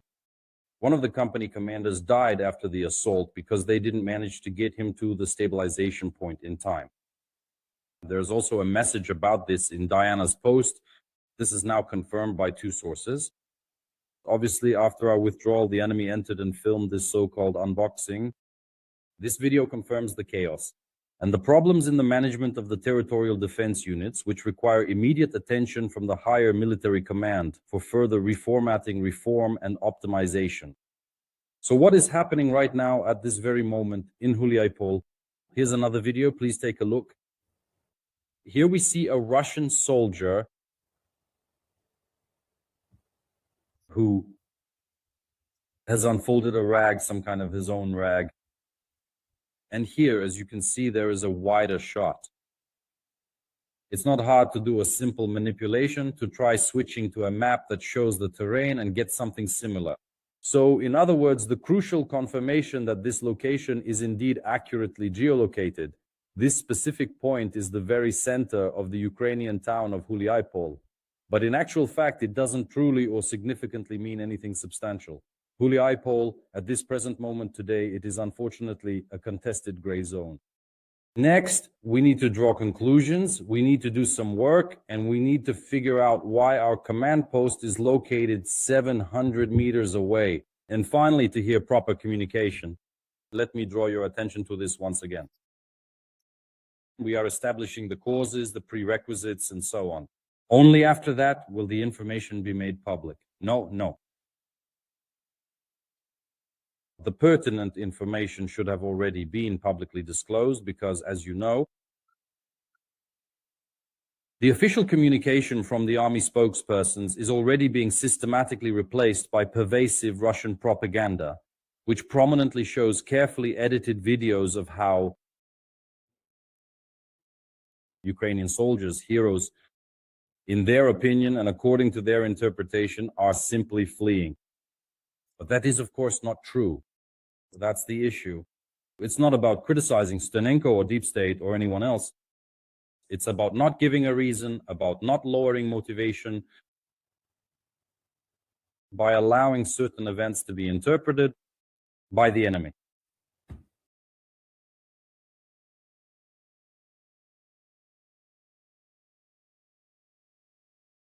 Look, friends, what a beautiful photograph. And this isn't the only photo that's been spreading across the internet today. It's been almost a whole day now. And here you can see, at least that's what people are saying, right in the center of the frame, our extraordinary and plenipotentiary ambassador to the United Kingdom, Valery Zaluzhny, the former commander-in-chief. Does he look like him? Well, what do you think? Write in the comments if you think he looks like him. I've been looking at this photo for about half an hour now, examining it closely. And before making this review, I'm thinking to myself, is it Zaluzhny or not? All right, let's trust those people who say that this is Zaluzhny. Moving on, what else do we see in this photo? It seems like we're on the right side of the frame. We see Valery Zaluzhny's wife in a swimsuit, and it looks like, judging by everything, that's a body of water there. A body of water. Maybe it's part of the Caribbean Sea. Valery Zaluzhny is currently in the Caribbean, and all of this has caused quite a stir. I'll explain why this is important, but I just happened to come across an opinion, kind of evaluative judgment from a member of parliament, Mariana Bezula. She's not satisfied with just that. Look, here's what Mariana Bezula writes. A whole day has passed, and yet Ukrainian media, who are always scrutinizing where and how Ukrainian officials vacation, somehow missed the photo of Zaluzhny under the palm trees in the Dominican Republic. So, it's the Dominican Republic after all, right? Bezula insists she has her own source. Fine, let's say it's the Dominican Republic. If it's inconvenient, we don't see it. If it's convenient, we highlight it. Double standards of the so-called noble investigators. And she doesn't stop there. Just 2 minutes later, she writes again, who benefits from turning a cheapskate into a god? It's not clear here. Who is the cheapskate and who is making whom into a god? All right. And then 5 minutes later, see, 1502, 1504, 1509, all today, she keeps writing about how much time she spent on the Monaco battalion and so on. But here, there's silence. Honestly, I genuinely like the posts that are shared there. As a seasoned journalist, I truly enjoy Mariana Bezugla's insightful posts. They are consistently informative and they convey a profound sense of urgency about the current moment, you know. However, on this particular point, I absolutely and completely disagree with her perspective. The commotion around, I'll say it again, these photos, there's a whole series of them, right? With some hand in the middle of the frame. Well, someone is clearly using Zoom, you can see that. How blurry are these photos? Is that because of the zoom? This person was taking pictures from afar, secretly, holding the phone somewhere in their hands, and recognized Valerie. These photos of Zaluzhny appear, and why do they appear? Because it's a very good opportunity. If you're a political strategist, if you're on the team of some politician who could be a competitor, who could pose competition, Valery Zaluzhny, I'm not hinting at anything, but you will definitely take advantage of this moment. In any country, in any democracy, in any political system, you would do this. Because this person, if it is Valery Zaluzhny, has slipped up and given a reason to do so. To mock his own worldview and the philosophy that he, excuse my language, he is offering this to people who will likely vote for him if he runs as a candidate in the presidential elections, which have already been promised by Volodymyr Zelensky and which are part of the peace plan draft between the United States, Ukraine, and the Russian Federation. And this is indeed being considered. And if some plan is signed, then in 60 to 90 days, we will have presidential. It's not clear exactly how the elections will be held, but it is clear that if they do take place, there will be more than one candidate, so it won't be just Zelensky. There will be someone else real who can compete. This is what is being written about now. Research. This is the latest poll conducted at the request of Delova Stolitsia, the DS News website, UA Delova Stolitsia, an authoritative Ukrainian publication, of course. They present graphs like this. Here is one of them, showing which candidate you would vote for if the presidential election were held next Sunday in percentages. So let's analyze this together. Volodymyr Zelensky, as you can see, is in first place. Valery Zaluzhny is trailing, but potentially this gap could be closed quite quickly. The difference is absolutely small. In third place is Petro Poroshenko, which is understandable. He has a solid voter base. Razumkov, Dmitry, this means that this is not a party, but that if he united some political forces around him, then they would vote, right? Budanov, Kirillov, Usyk, Alexander, Pritula. Well, these are the nominees who are considered the authority of the nation today, right? This is no longer serious. But here, Zelensky, Zaluzhny, well, everything is clear. So this is a candidate with a potential rating of number 2, and this is the first round. And if you go in with these numbers, then obviously there will be a second round. And in the second round, according to other sociological studies, you can easily find them and familiarize yourself with them. They are all available. Valery Zaluzhny obviously wins. And then suddenly this photo appears here. After a very bold, I would say, article by Valery Zaluzhny, which was published at the beginning of December regarding the mistakes being made at the front by the defense forces and accordingly by the commander-in-chief and the supreme commander-in-chief. Our Supreme Commander-in-Chief is Volodymyr Zelensky. So in fact, this article is a criticism of the current government and of Volodymyr Zelensky personally. So what was Valery Zaluzhny's team expecting if it exists? And let me remind you that in the summer, it was reported that such a team does exist, that it has been formed. And now, oh my God, if you saw this message, and I saw it today as well on the Real Kyiv Telegram channel for some reason, this is an old message. This news is really old. See my beard? This beard is what, a week old? But this news is half a year old compared to this beard. So what is this about? It's about journalist Katie. Livingston leaked Zaluzhny's plans online, saying he's assembling a team and basically launching a presidential campaign. This is not news. This is a fake.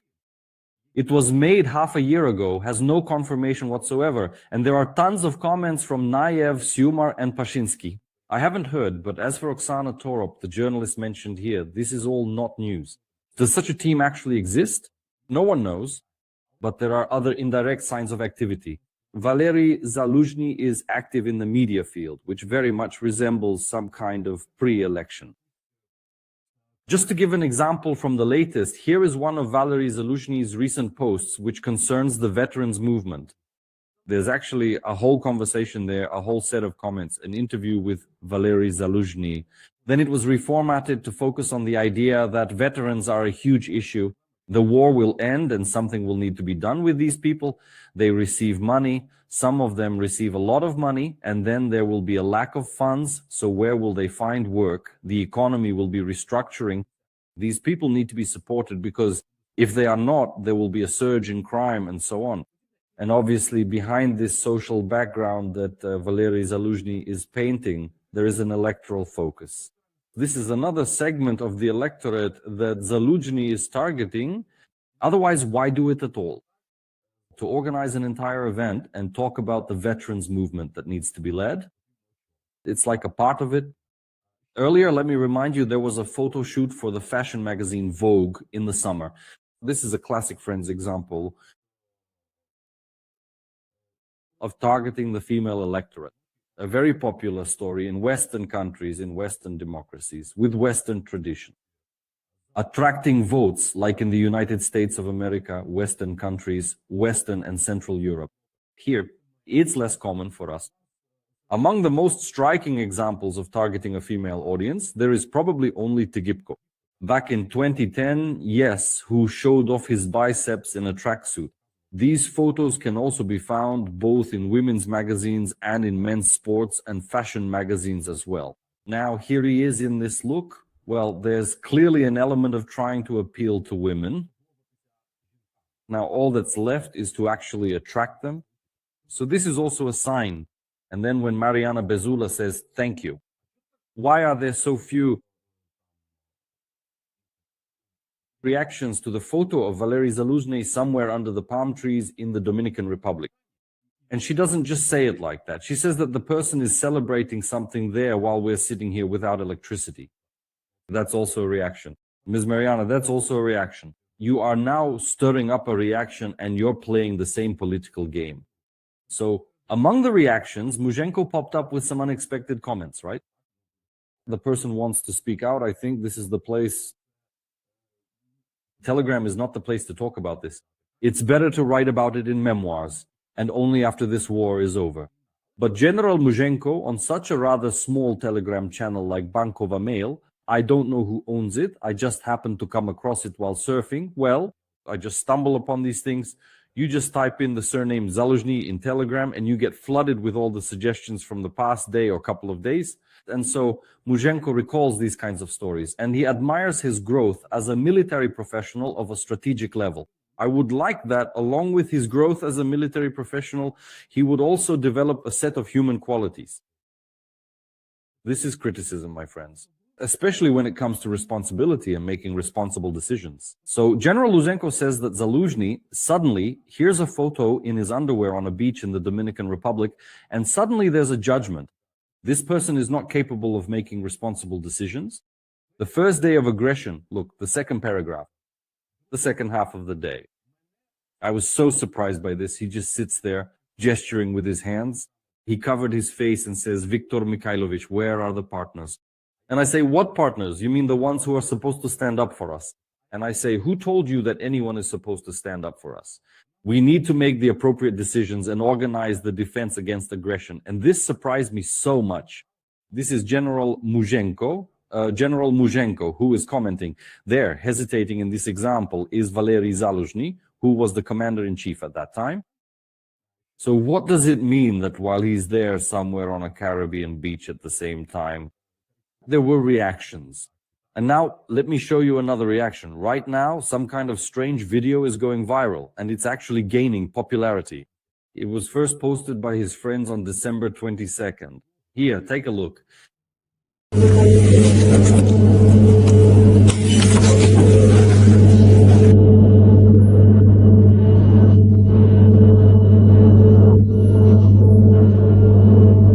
Music, beautiful music, wonderful music, captivating music, enchanting music, inspiring music, soul-stirring music, rhythmic music, harmonious music, melodic music, uplifting music, powerful music, expressive music, truly magnificent music. It fills the air with joy and emotion, a universal language that speaks to everyone's heart. Thank you.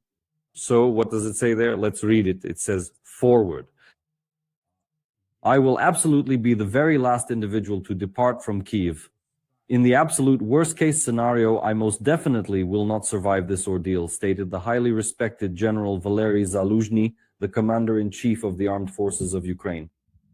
So, is this a significant hint, a very clear hint that now General Valery Zaluzhny, who is no longer a serving general, let me emphatically remind you, who was officially retired through a comprehensive medical commission in the early part of 2024, is being considered for a new role? And who now, in the status of ambassador, is already serving in a diplomatic capacity. He will not be the last to leave Kyiv. So how should we interpret this video? Well, it's clear what's going on. This is manipulation. Political technology techniques are being used right now. Black PR. These are elements of black PR.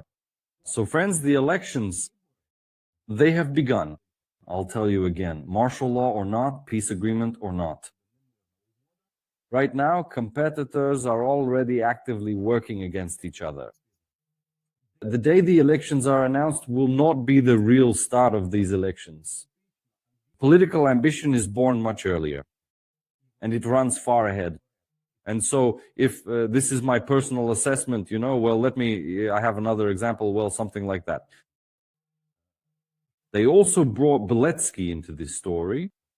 By the way, he also appears in these ratings a bit lower down, and they attributed to Zelensky an accusation against Valery Zaluzhny. Was it him? He was blamed for the fact that the counteroffensive in 2023 failed. So apparently it was Zelensky who said this, according to Davins. He said this on the YouTube channel, Bombardier Romy Bebekov. I watched this excerpt where Zelensky talks about this counteroffensive and so on, that kind of thing. Well, at least kill him. Well, I didn't even find his last name there. Meadow. Look, everything there is, that's it. They showed immense heroism, real and truly genuine.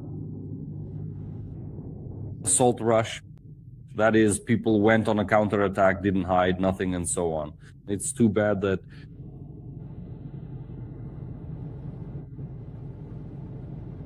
those who were supposed to have prepared it the way they did, all those who were supposed to, prepared as they prepared. But the one who posts this photo, Valery Zaluzhny in his underwear, thinks that Zelensky said that Zaluzhny is to blame for the failure of the counteroffensive. And now I'll finish my thought. Friends, the political ambition to become president of Ukraine or to enter parliament and form a new coalition to build a new country. After the war, it was born a long time ago. Not when Christ is born, let us glorify him, but long, long ago. And it already lives, it has already grown up, and such politicians, let's start calling Valery Zaluzhny a politician now perhaps, need to be ready for the fact that competitors will use any opportunity to show who will actually be the first or the last to leave Kyiv. And this story, if it's a true story, Bezula, you say it's true, Dominican Republic, palm trees, and Valery Zaluzhny on the beach on Christmas Day, this is a story that has an enormous negative impact, a huge minus. And that's why, if the team already exists, it's probably necessary to make changes to this team, not as political agitation, honestly.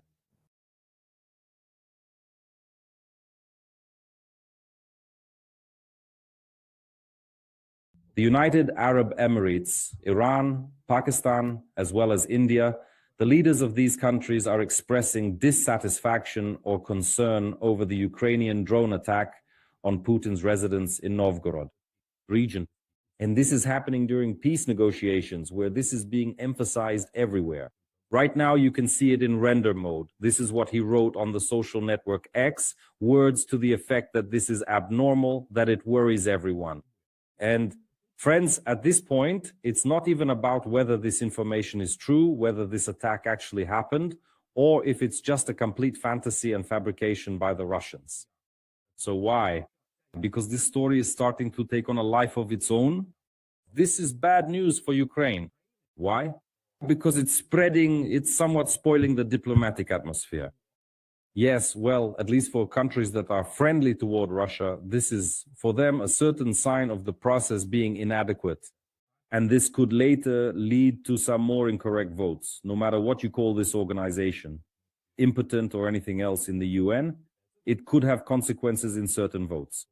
Another matter is that none of these world leaders, including the Prime Minister of India, a great friend of Russia, condemns these kinds of words from, I don't know, a real thug, a hooligan like Dmitry Medvedev, who openly, just look at this post, threatens the Ukrainian president with violence, with death, using very ugly, undiplomatic epithets like stinking, Kyiv, and so on. He is clearly trying to derail conflict resolution.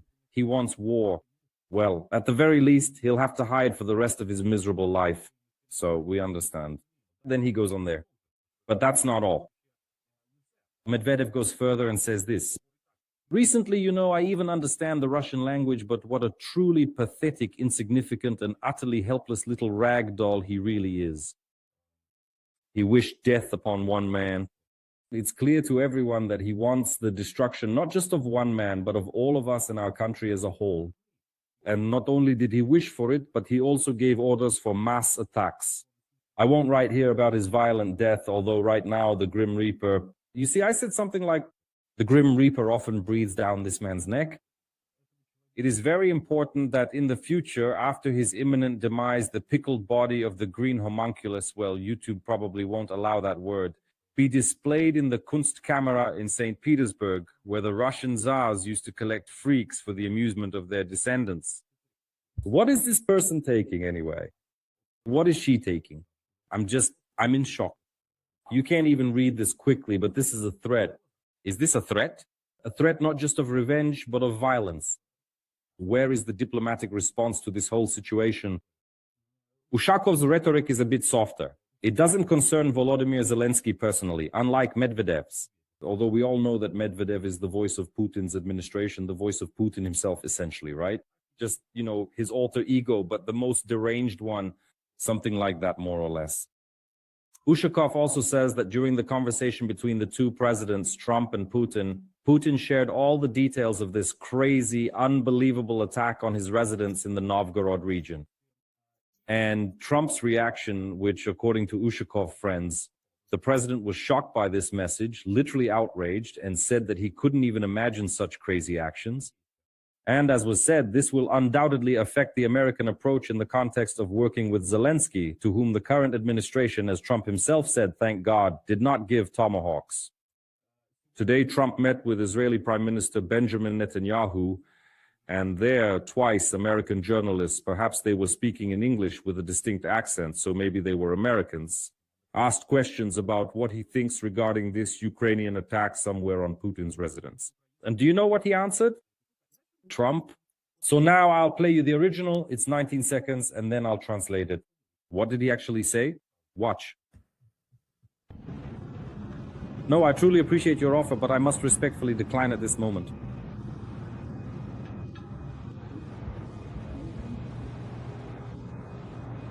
I don't know about that, actually. And I've only heard about it, actually, but I don't know about it.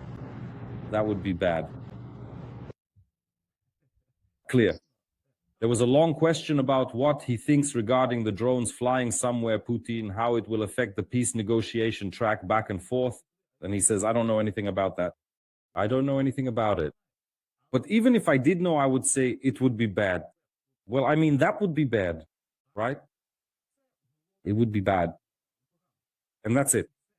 There's no talk here about anyone being particularly impressed. Do you understand?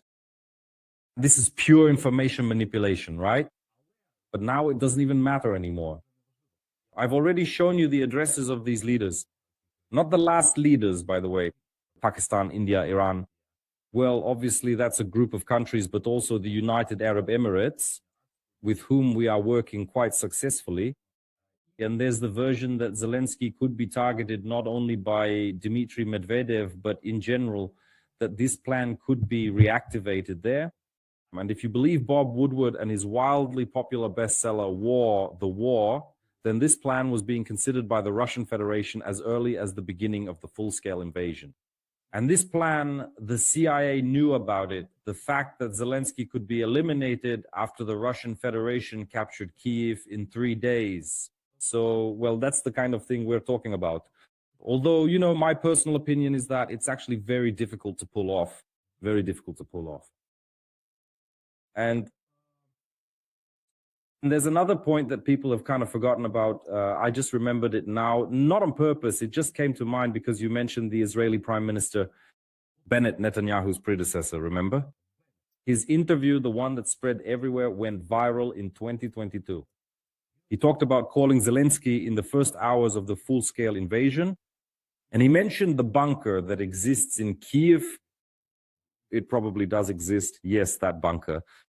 And he talked not only about the bunker, but also about what Vladimir Putin personally promised him, Bennett, not to kill Zelensky. In 2022, Bennett asked Putin to give up on that idea because Israel, as a partner of the United States, possessed this intelligence data, American intelligence, this data from the Central Intelligence Agency and from national intelligence, respectively. You understand? Here's another interesting fact. And there, personal revenge against Zelensky is not the only version. Volodymyr Zelensky himself is reflecting on this and wrote the following post, saying that very dangerous statements have just been made from Russia, which are obviously aimed at undermining all the achievements of our joint work with President Trump's team. We are working together to bring peace closer. Now, the Russians have apparently invented a fake story about some alleged strike on the residence of the Russian dictator so that they have an excuse to continue attacks on Ukraine, particularly on Kyiv, as well as to refuse to take the necessary steps to end the war. A typically deceitful tactic by the Russians who have already struck Kyiv before, including the building of the cabinet of ministers of Ukraine. Volodymyr Zelensky says there will be an attempt. And this is to be expected from an enemy like the Russian Federation.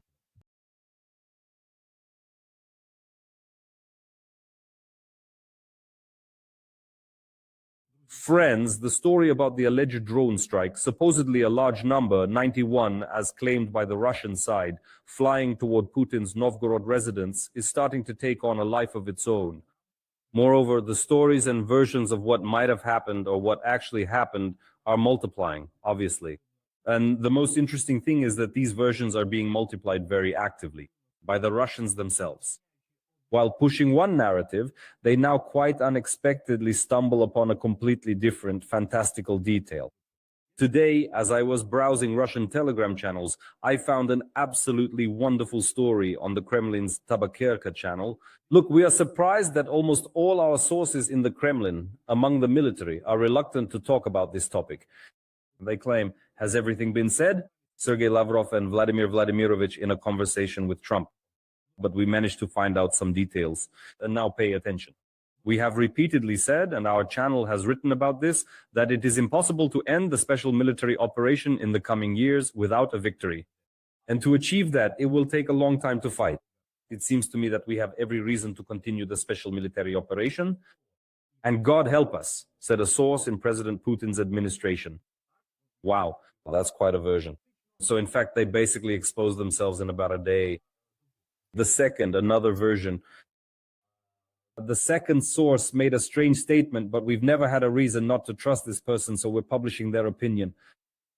I won't go into details, but I'll say that the attack was an assassination attempt. That Vladimir Vladimirovich, it was organized by internal enemies. Internal enemies who want to end this without victory and, in general, want Vladimir Vladimirovich to leave so they can restore relations with the damned West without him. We know where to look for these enemies. Let them wait and be afraid, said the Kremlin representative, and refrained from further comments. So this version is more connected to the story of what a horror it was. They brought in drones. The Russians themselves helped the Ukrainians or the Anglo-Saxons. Ushakov, Putin's aide, also made an interesting statement. He said that this became a separate topic of discussion with Donald Trump.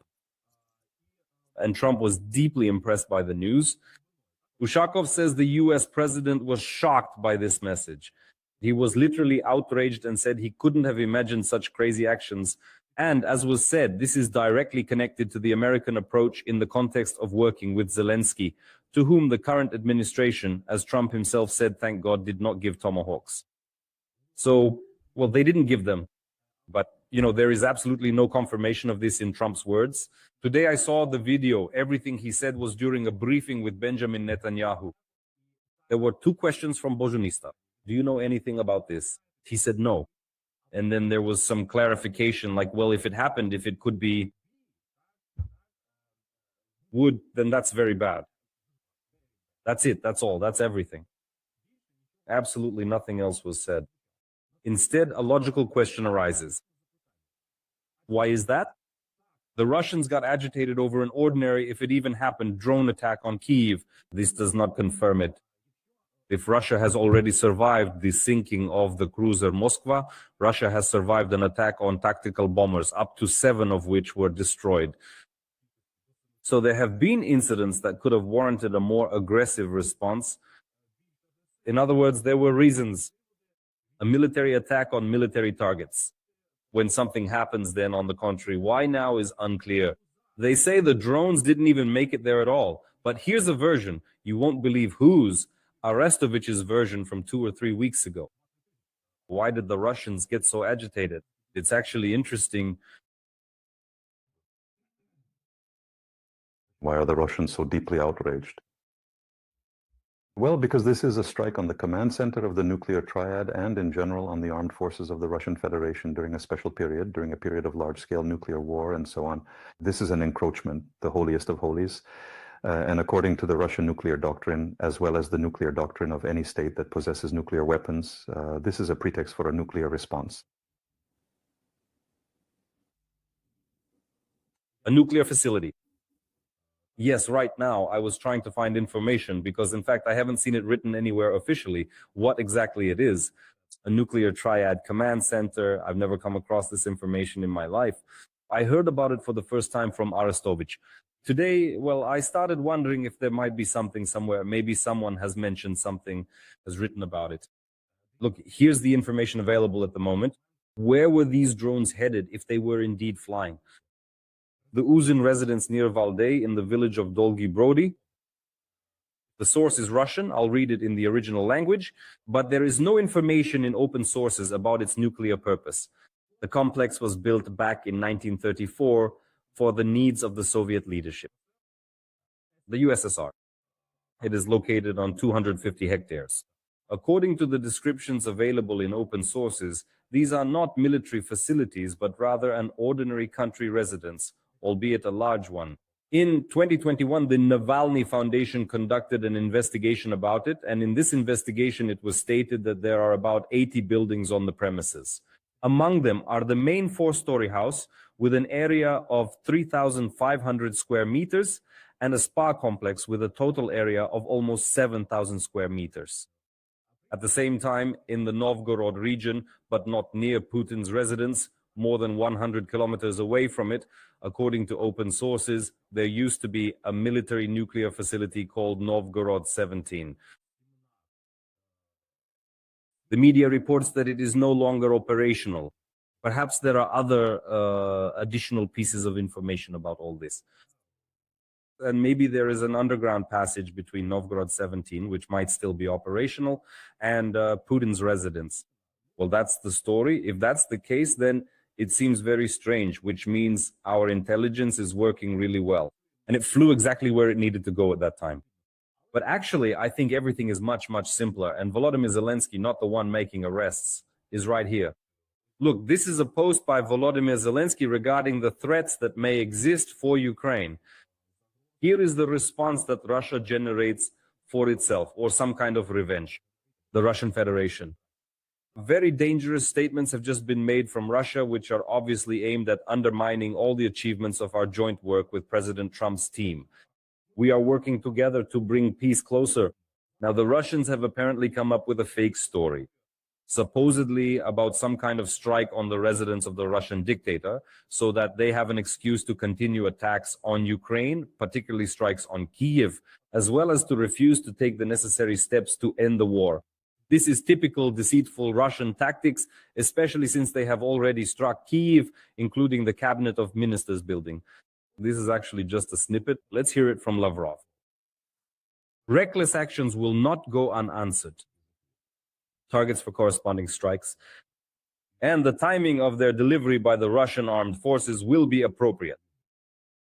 At the same time, we do not intend to withdraw from the negotiation process with the United States. However, considering the complete transformation of the criminal Kyiv regime, which has shifted to a policy of state terrorism, Russia's negotiating position will be revised.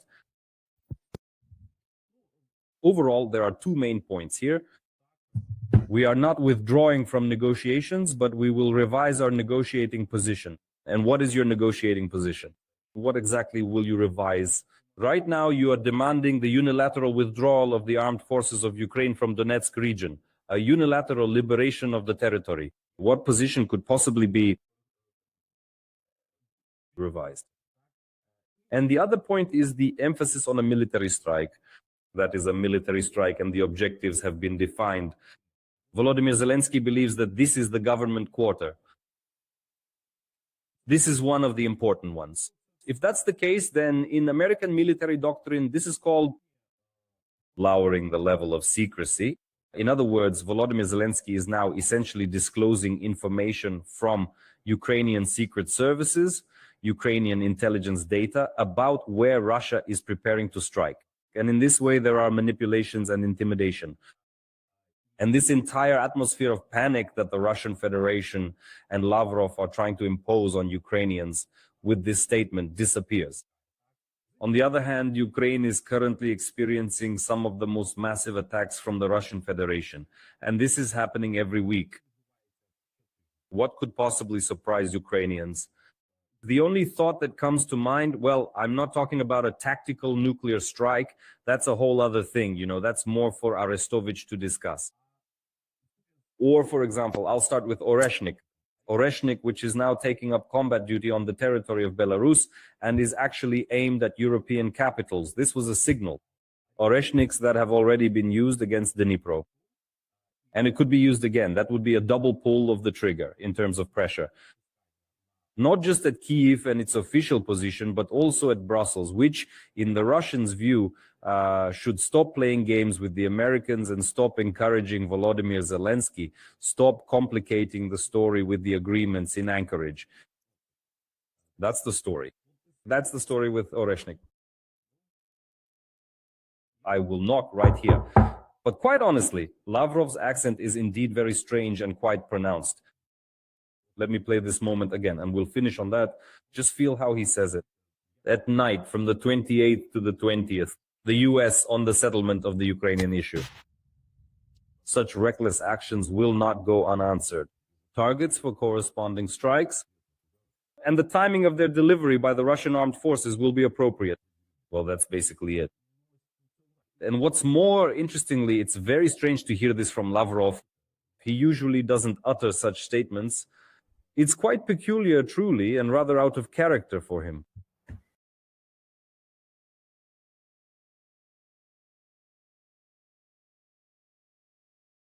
Maduro might start talking in American courts and, of course, could say a bit too much about his friends and partners, including the Russian dictator Vladimir Putin.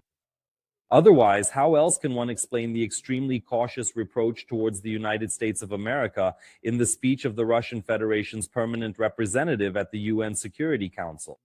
Nebenzia, which in reality boiled down to the idea that Maduro and his wife should be released. Just release Maduro. It's not a problem that you kidnapped him, that you declared hegemony in the Western Hemisphere. Release Maduro. Here's this fragment. Take a look. The president of Venezuela, Nicolas Maduro, and his wife are in the United States, and as we know today, they're in New York.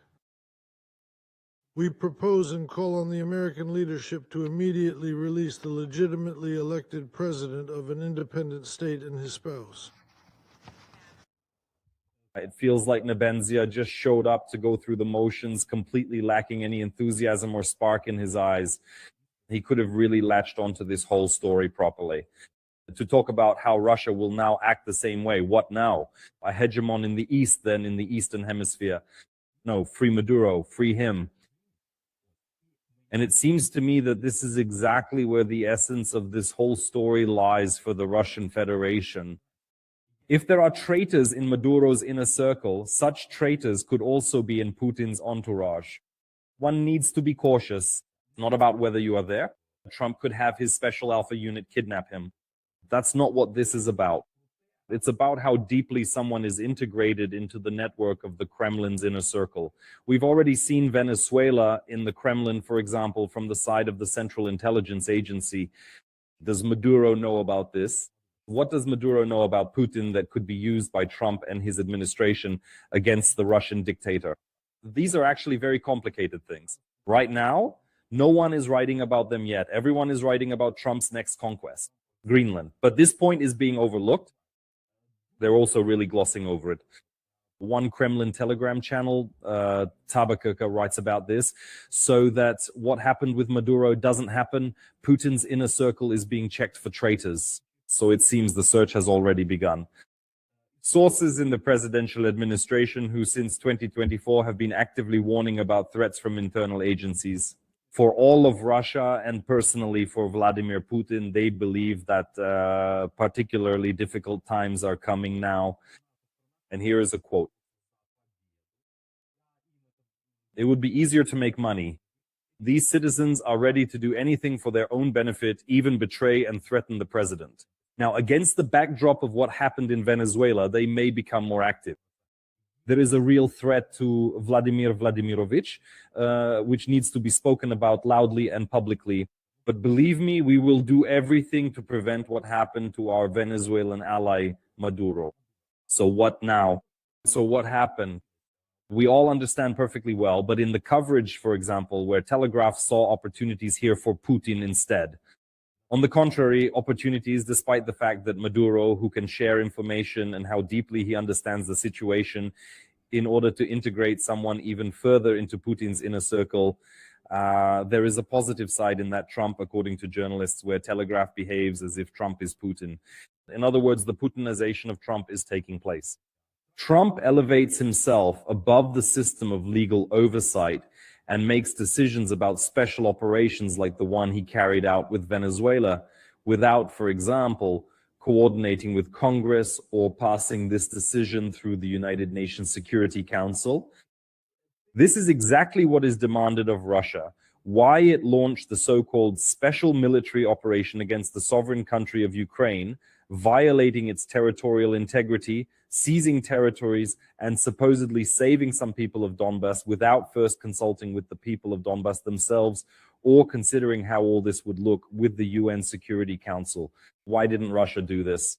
And now it turns out this argument is starting to fade away, to recede into the background. And in fact, Russia is fine with that. This side of the coin is quite interesting, as it now gives Putin the right to, perhaps behind closed doors, and journalists from Telegraph are also writing about this, perhaps to negotiate with Donald Trump about spheres of influence. Okay, you want the Western Hemisphere, you want, say, that oil, Venezuela and all those natural resources would remain under your control, and no one would interfere there. We, for example, won't interfere there. We're even ready to give up Cuba and our influence there. Well, for the sake of good relations with my brother Trump, why not do it? But then you don't interfere in Ukraine, don't interfere in the Baltic countries. All of that is ours. We want to dominate the Eastern Hemisphere, and not even all of it. Russia is not a Zionist country. That's probably how Putin and his circle think. That's how it is. We have historical ties with many famous Jews. They are our literary geniuses. Yes, but Israel, this topic is purely for the United States. Do you want to do something in the Eastern Hemisphere? The Middle East, sure, we can take part there a little, but nothing more than that. But as for Ukraine, stay away from the Balkan countries. We'll handle things ourselves here. Well, that's more or less the kind of rhetoric we're seeing now. Thank you. And Putin really, really likes this guy, the one who has a somewhat similar type, Stephen Miller. He's a prominent figure from Donald Trump's former administration. He explicitly stated that in the harsh realities of the real world, those individuals who possess significant power are undeniably the ones who ultimately rule. And this was his contextual response to journalists' questions about Greenland.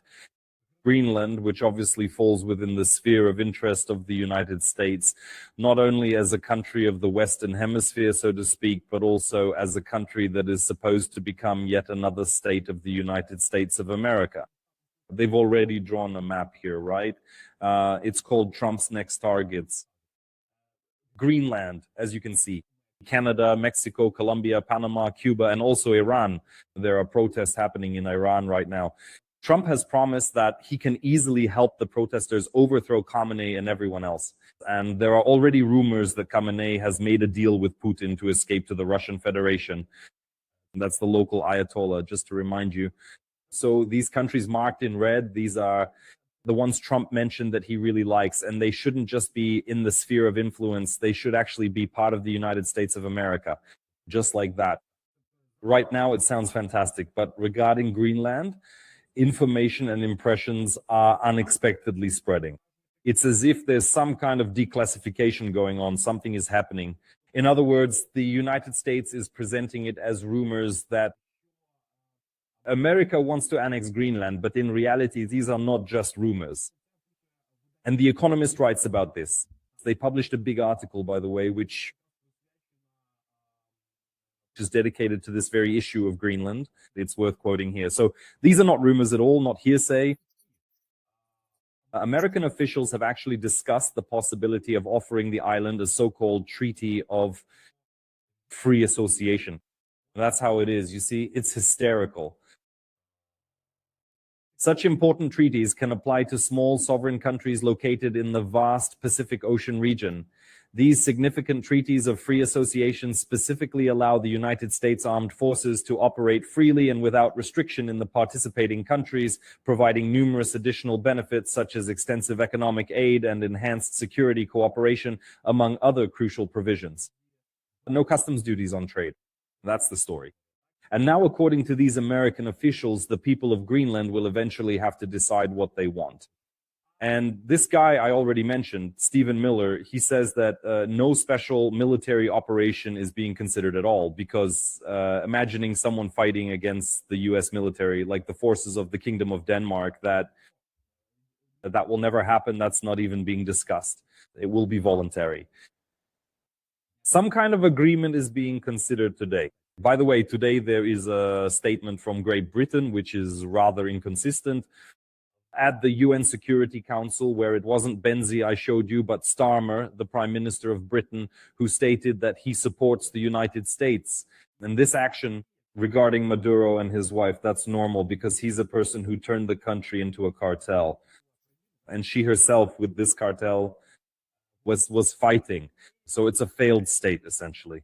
That is a country where the institutional state has ceased to exist. And Starmer says, okay, But at the same time, today Starmer signed documents, a joint statement of the European Union, in which he called Greenland a country whose people have the right to decide their own future, and the right to vote belongs to Greenland and the Kingdom of Denmark. That's roughly how it sounds, meaning we're here with you, but here, without you, we shouldn't spread this any further. Greenland is not a cartel, stop, but obviously Putin likes all of this, as I already mentioned. So in exchange, for example, for Maduro's release, well, for example, for instance, Putin could say, how about we don't touch Maduro over there? Whether to deport him or put him under not electronic, oh Lord, the electric chair, which he could face under certain articles of American law.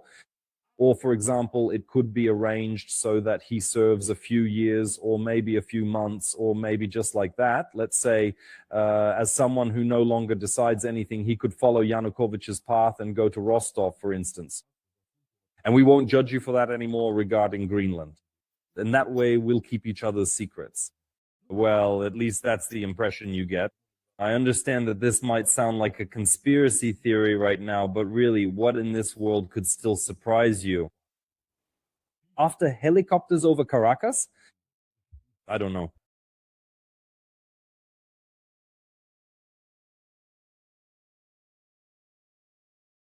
Today, The Guardian is publishing an interesting article, call it an expose if you like, stating that what happened in Venezuela, or more precisely, what was planned and carried out by Donald Trump, has nothing to do with defending democracy in Latin America.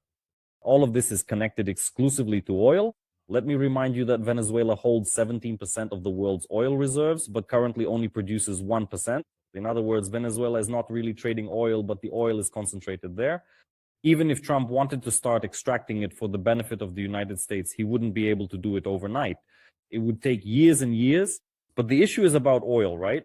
So let's figure out what kind of oil we're talking about. If it's not even being extracted there, right? You can't make money on it right now. And why is it specifically about this oil?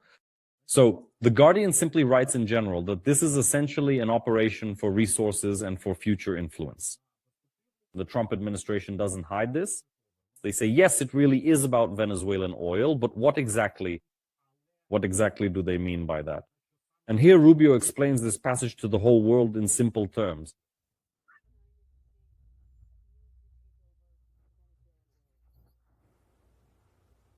We don't need it. We don't need Venezuelan oil. We have plenty of oil in the US. We're helping to keep Venezuela's oil industry from being controlled by America's adversaries. Do you understand why China needs their oil?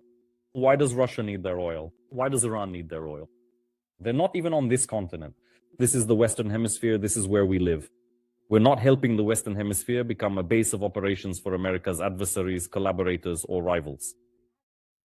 That's all there is to it. I'll translate. A direct question from the journalist about why the United States needs Venezuelan oil and whether it's true that they actually need it. Rubio, the US Secretary of State, answers that yes, it's about the oil. We will not allow the oil industry, the Venezuelan oil industry, to be controlled by adversaries or enemies of the United States of America. Ask if Venezuela's oil is needed by China, he says. North Korea, he says. The Russian Federation, it doesn't sound like it, but obviously, yes. So this axis, which we call the Global South, all of it wants to control many resources. The United States of America says this is our hemisphere. The Western Hemisphere is our hemisphere. No one has the right to control resources, especially on such a scale, if it contradicts the national security interests of the United States of America. That's all there is to it. So on the one hand, it really is about oil. And on the other hand, the United States is now actively showing who is the boss in the Western Hemisphere. Once again, on the one hand, this is a story that shows the United States was obviously joking when they wrote their national security concept and said that maybe they no longer need to be the world's policeman and spend so much money. On the other hand, right now, the United States is demonstrating real power and its status as a hegemon. In fact, right? And the third question, is Donald Trump thereby allowing authoritarian regimes outside the Western Hemisphere to do the same? Authoritarian regimes in the Western Hemisphere, in the ideal worldview of Donald Trump and Marco Rubio as well, obviously, are regimes that are controlled by the United States of America. And if you're not in the Western Hemisphere, I don't know. It's a signal to Putin, a signal to Xi Jinping, a signal to Kim Jong-un. Are you controlling something over there? And Ukraine? And what about the issue of Ukraine? That's where the danger lies. Do you catch this idea, this message right now? What comes next?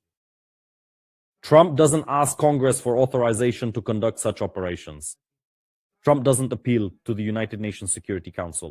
Incidentally, this is exactly what Russia is being criticized for right now, that it didn't do this when it started the so-called special military operation against Ukraine. A war, essentially, right? Trump is essentially doing the same thing.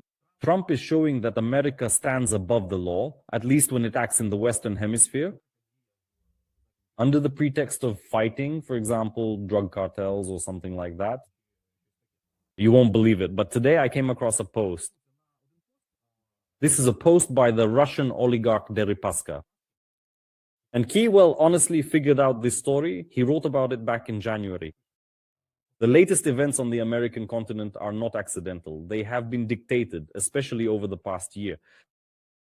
With a deep realization of the Americanization of the situation, that they can't defeat or suppress China, they made a systemic decision to focus, as we like to say, on the near abroad and to strengthen their position there as much as possible so as not to lose in the competitive struggle. Over time, this will give Europeans the opportunity to return to a project that could lead to peace, prosperity, and stability in Eurasia, a single economic space from Lisbon to Vladivostok. But if that doesn't work out, then Europe will end up facing a new Islamic caliphate. And regardless of how events unfold, we need to restore the Afanasy-Nikitin route, which is the Caspian Sea to India.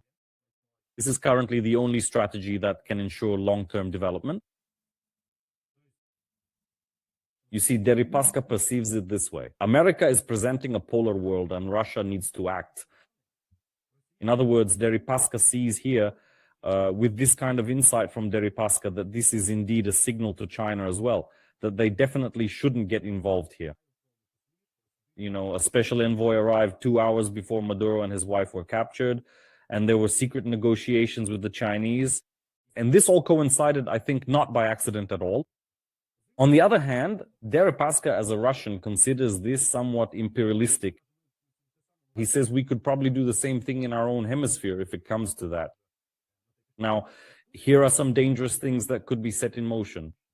And to confirm this significant development, today Russian state propaganda is basically transforming itself completely within a single month, letting absolutely everything slide, and acting as if it deliberately doesn't notice anything at all. What was the initial reaction? Oh God, this is a violation of all security rules, the security framework, the Charter of the United Nations. But now look at this. Now it's like this. Medvedev suggests kidnapping a corpse, right? Telegram channel Z, 2 majors, says let's kidnap Zelensky, an effective method, right? Military informant, another Z public, says Alpha, we can act even cooler. We could kidnap Zelensky, but there's simply no order. Do you understand what the point is? So how was it? How was it? Russia, let's say it in Russian, has unfortunately made a significant mistake and truly screwed up. Look at how it was a month ago. Russia is now in a mess in Inswell. I'm saying this absolutely responsibly. We did a lot to preserve peace in Venezuela. And so today, Trump called and, had a heartfelt brotherly conversation with Maduro. And why is that? Because he realized that it's simply impossible to play games with us now. That's how it is. Deceiving, wagging their tail, coming up with all sorts of schemes. That's it. Those days are over.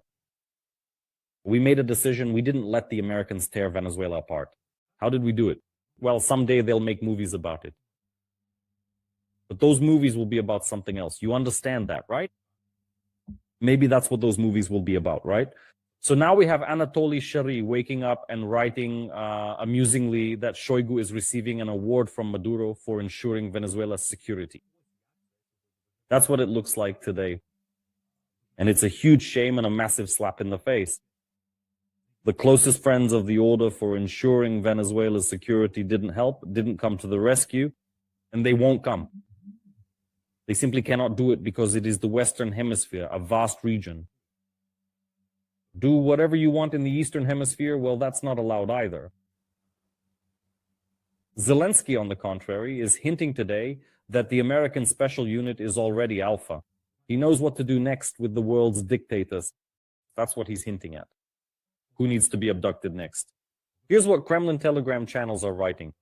They suggested to Shoigu to seize power in Venezuela. Well, that's complete fantasy, right? The person who doesn't understand what's going on is Sergei Shoigu, writes the Kremlin's Tabakerka. He suggested sending aid to Venezuela and seizing power in that country. The proposal looks very strange against the backdrop of our president's obvious unwillingness to enter into a direct conflict with the US and with Trump personally. And then Tabakerka writes the following. So that it doesn't turn out like with Maduro, Putin's inner circle is checking for the presence of traitors. Sources in the presidential administration are actively warning about the threat posed by internal agencies to all of Russia and personally to Vladimir Putin. Here's a quote. It's probably no secret to anyone that there are very influential people in Russia who want our country to stop fighting for victory. It would be easier for them to make money that way. These individuals are willing to do anything for their own benefit, even commit crimes and pose threats to the president. Now, against the backdrop of what happened in Venezuela, they may become more active. There are real threats to Vladimir Vladimirovich, and this needs to be spoken about loudly and publicly. But believe me, we are doing everything to prevent what happened to our Venezuelan ally Maduro. No one intended to stand up for Maduro, and obviously no one plans to repeat Maduro's fate. But the inherent risk is just this incredibly close to precisely what tragically happened. Trump is already talking further over there, you know? There's a huge discussion going on about Colombia, about Cuba, about Mexico. A bit now about Greenland too. So why not talk about Russia as well?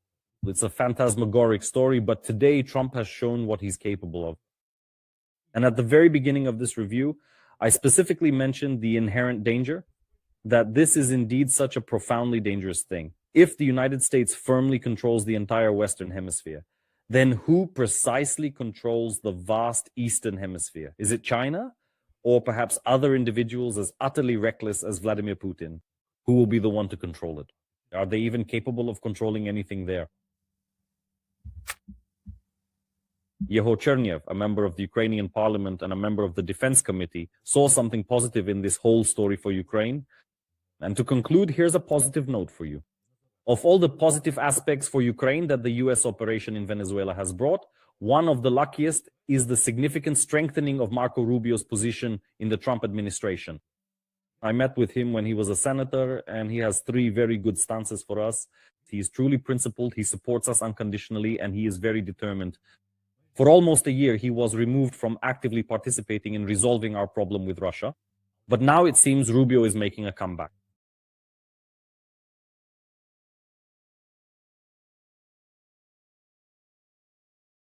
A fleet of heavily armed US military aircraft has landed in England. At least 14 Globemaster and 2 Ghost Rider planes have landed at the RAF base since Saturday, as the US ramps up its military might following the capture of Maduro. That's the interpretation given by local media. But what can these planes actually do? Globemaster? Are there agreements on how many and what kind of equipment, and why are such huge planes being used?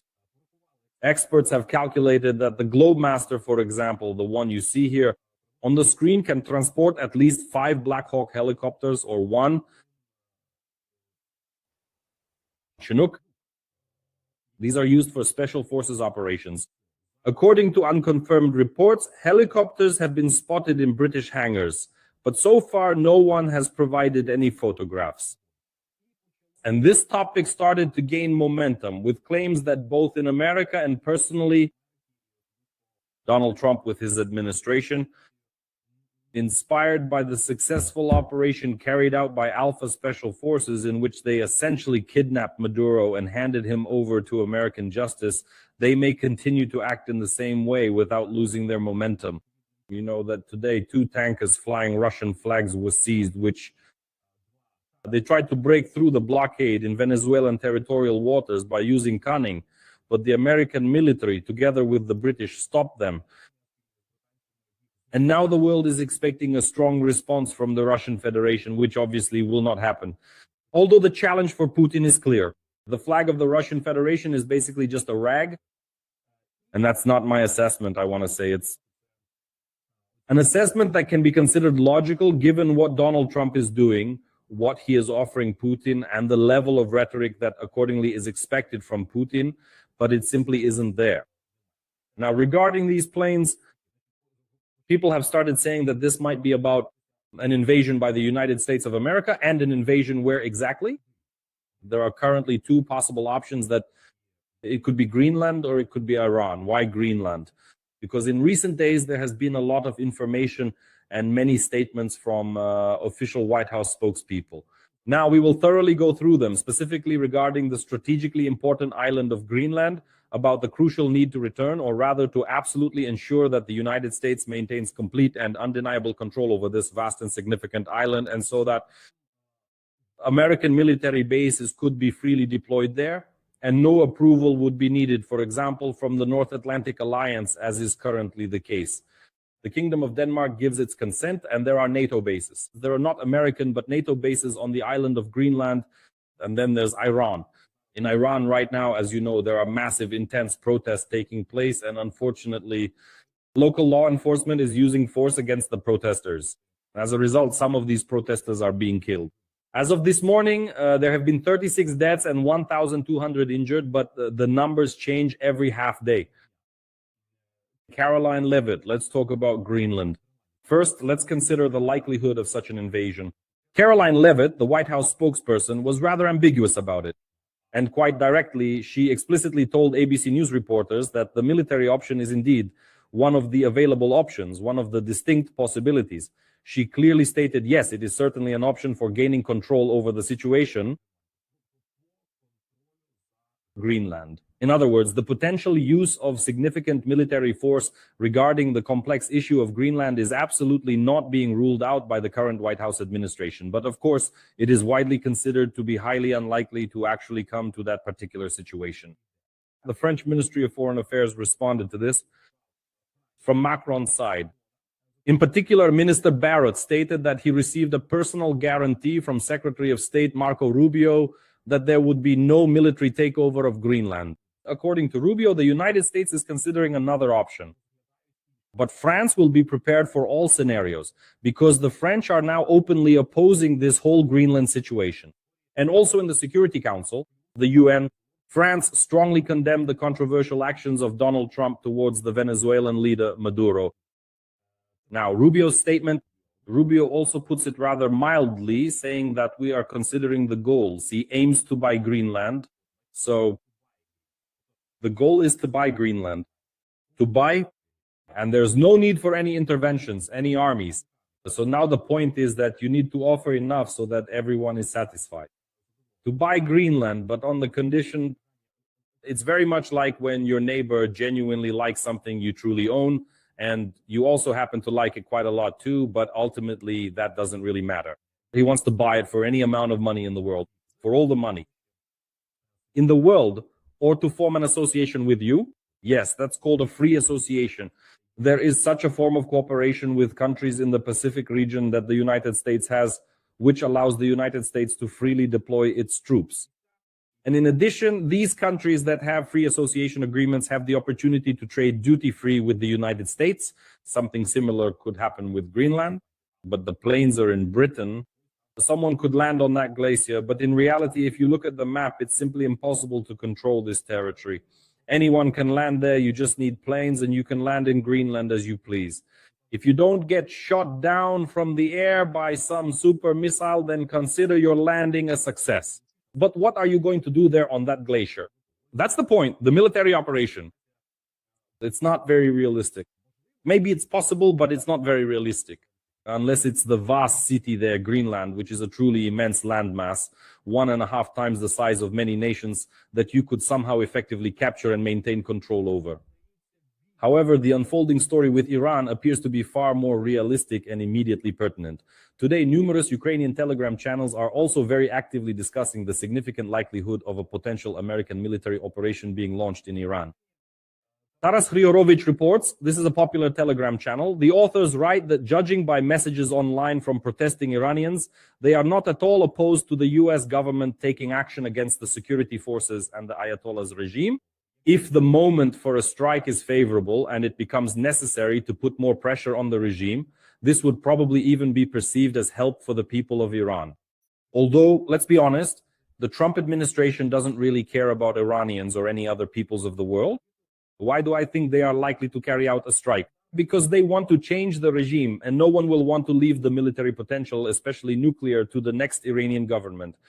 The military potential, especially nuclear, for the next government of Iran.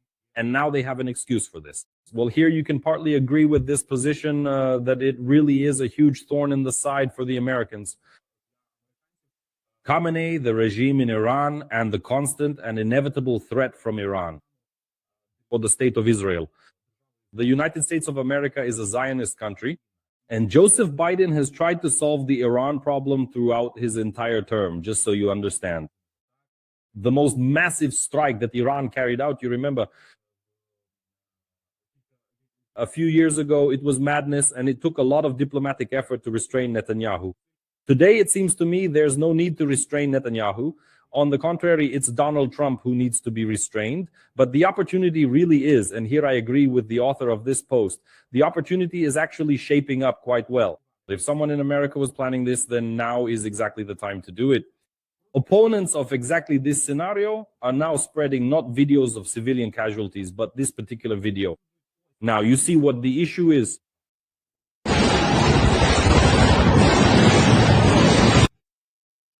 This, friends, as you can see, yes, looks very much like an AK-47.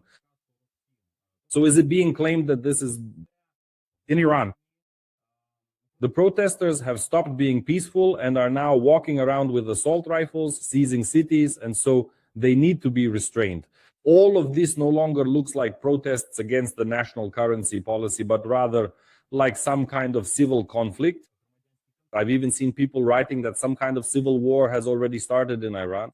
Well, I'll put it this way, whether it's a civil war or not, the situation is out of control. As of today, in 2 cities, things are absolutely out of control. Obviously, this video is from one of those cities, Malak Shahi, and the city of Abdanan. These 2 cities, Abdanan and Malak Shahi, are basically not under police control. In Abdanan, the police have actually switched sides to support the protesters, laid down their arms, and that's it. They didn't want to take any risks. What is known at the moment, according to estimates, the unrest has spread 92 cities in the country across 27 provinces. There are 31 provinces in Iran, friends. So, absolutely. Most of the country is now in flames. According to human rights activists, at least 38 people have died in 9 days, including 4 children and 2 security officers. More than 2,000 people have been detained. The number is constantly changing. At the beginning, I said 36, and now it's 38. Protesters have taken control of the towns of Abdanan and Malak Shahi, according to the National Council of Resistance of Iran. At the same time, the police in the city of Ilam openly refused to disperse the rally and sided with the demonstrators, according to Fox News. They are relatively restrained in dispersing the demonstrators. Now, it's not people from the US administration, but from the Republican Party. Graham is close. Senator Lindsey Graham to Trump. He delivered an absolutely wild and truly unforgettable speech directly live on air during the broadcast while talking to the hosts of the popular news television program. Just listen to this. This is not Barack Obama. He has your father, and to the Ayatollahs. You need to understand that if you keep killing your own people who are striving for a better life, Donald J. Trump will kill you. Changes are happening more often in Iran. This is the biggest change in the history of the Middle East, to lose this national regime. For the people in Iran, help is on the way. I'll translate. To begin with, let's make it clear that Trump is not Barack Obama. And you need to understand, he is addressing Khamenei. If you continue killing your citizens who are demanding a better life, then Donald Trump will kill you. He's going to kill you. Changes are coming to Iran, says Graham. This will be the biggest change in the history of the Middle East, one that will rid the world of this Nazi regime. For the people of Iran, help is already on the way, says Senator Graham. So this message is more addressed to the Ayatollah. By the way, the Ayatollah has a backup plan, a backup parachute. He is negotiating regarding a possible evacuation to Moscow, and he has already prepared a suitcase full of money. His fortune is now estimated at $94 billion, which he is apparently ready to share with Putin. Given the complex and evolving context of the current situation, specifically the actions of Maduro and the involvement of the tankers, it appears that the Ayatollah is approaching all of this with considerable wisdom and strategic foresight. However, we are currently discussing with you the matter of these planes. What is truly and fundamentally behind this significant reinforcement? For the time being, this situation is unfolding on the British island.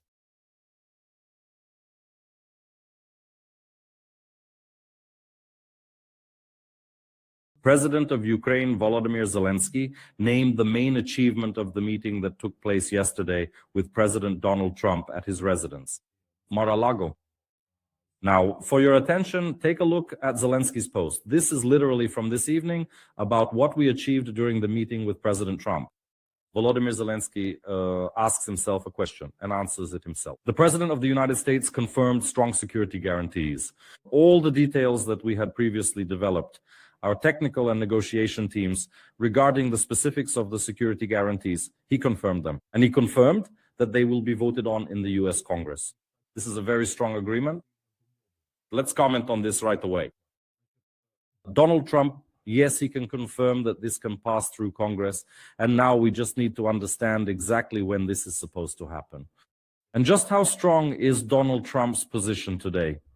Can he simply call, say, Mike Johnson, for example, who has already compromised himself before Trump, including in the Epstein case, and just ask the House of Representatives and the Senate, please, let's go through all these procedures. How much confidence is there in that? Trump separately answered this question to American journalists, saying that there is confidence, and now Volodymyr Zelensky is also confident. If that's the case, then the ratification of security guarantees from the United States is not a collective security guarantee from the European partners of the United States. This concerns only Washington, and if it passes through Congress, it's a very serious matter that is binding. Next, secondly, says Volodymyr Zelensky, is the achievement. We discussed a support package for Ukraine. This concerns recovery after the end of the war. The economic package involves the entry of American business, special conditions for the development and reconstruction of Ukraine, and the development of a free trade agreement with the United States. The President of the United States also confirmed this. We are getting as close as possible to another result from the 20-point plan. In other words, another achievement. The Russian Federation also emphasized, and we will listen to this excerpt later, that a peace agreement, if it is reached between the United States, Kyiv, and Moscow, opens up excellent prospects for economic cooperation.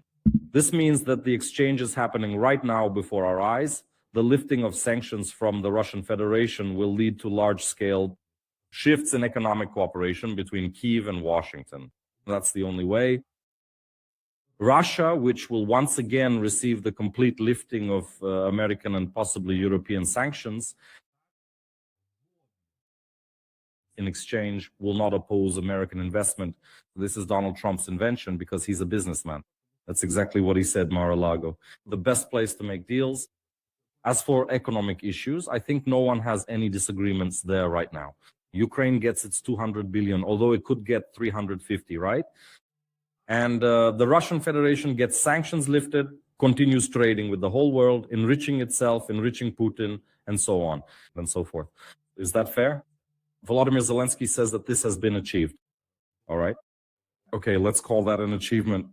And here's the end of this post. We're getting closer to another result in the 20-point plan. Which specific point is Ukraine approaching in the 20-point plan? And with whom is it approaching it? Obviously not with the Russian Federation, but with the United States. There is another step forward on one of the points. Obviously, Volodymyr Zelensky, he's keeping some intrigue here, and all of this will become clear later. What exactly does CNN have to say about this particular post by Volodymyr Zelensky? They also extensively discussed the significant topic of crucial guarantees that could potentially be passed in the United States Congress. And at least according to the reporting from CNN, former President Donald Trump is reportedly quite ready for this development. Whether the Senate and the House of Representatives are ready for this, I'm raising this question for the second time in this review, remains unknown. Thank you. But according to CNN sources, Trump is ready for this. And oh, what a miracle indeed. This is what opposition MP Honcharenko from European Solidarity calls it. Well, he says the Christmas miracle didn't happen. There's no peace. But certain points have moved forward. It's important that Trump has started talking about ratifying security guarantees for Ukraine in the US Congress. This is very important for us. I've been raising this issue for a long time. My prediction, here's a prediction, you see. I think there's a real chance to end the fighting this spring. And why this spring? For now, we don't understand because we're talking about weeks. Donald Trump is talking about weeks. Volodymyr Zelensky is talking about weeks. And today, or rather yesterday, Ushakov, assistant to President Vladimir Putin, also spoke about weeks. So, all right, there was no miracle, but we are witnessing something resembling a breakthrough story. This is actually quite serious. This is a story that does not concern the US and Russia.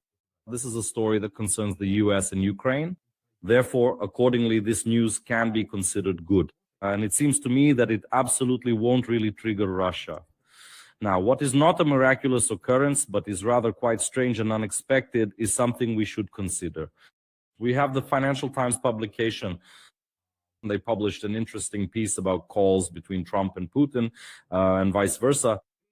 And also, this is kind of the cover of this piece, and there's also an interesting excerpt there. I'm not going to translate it right now. I'll just tell you about it.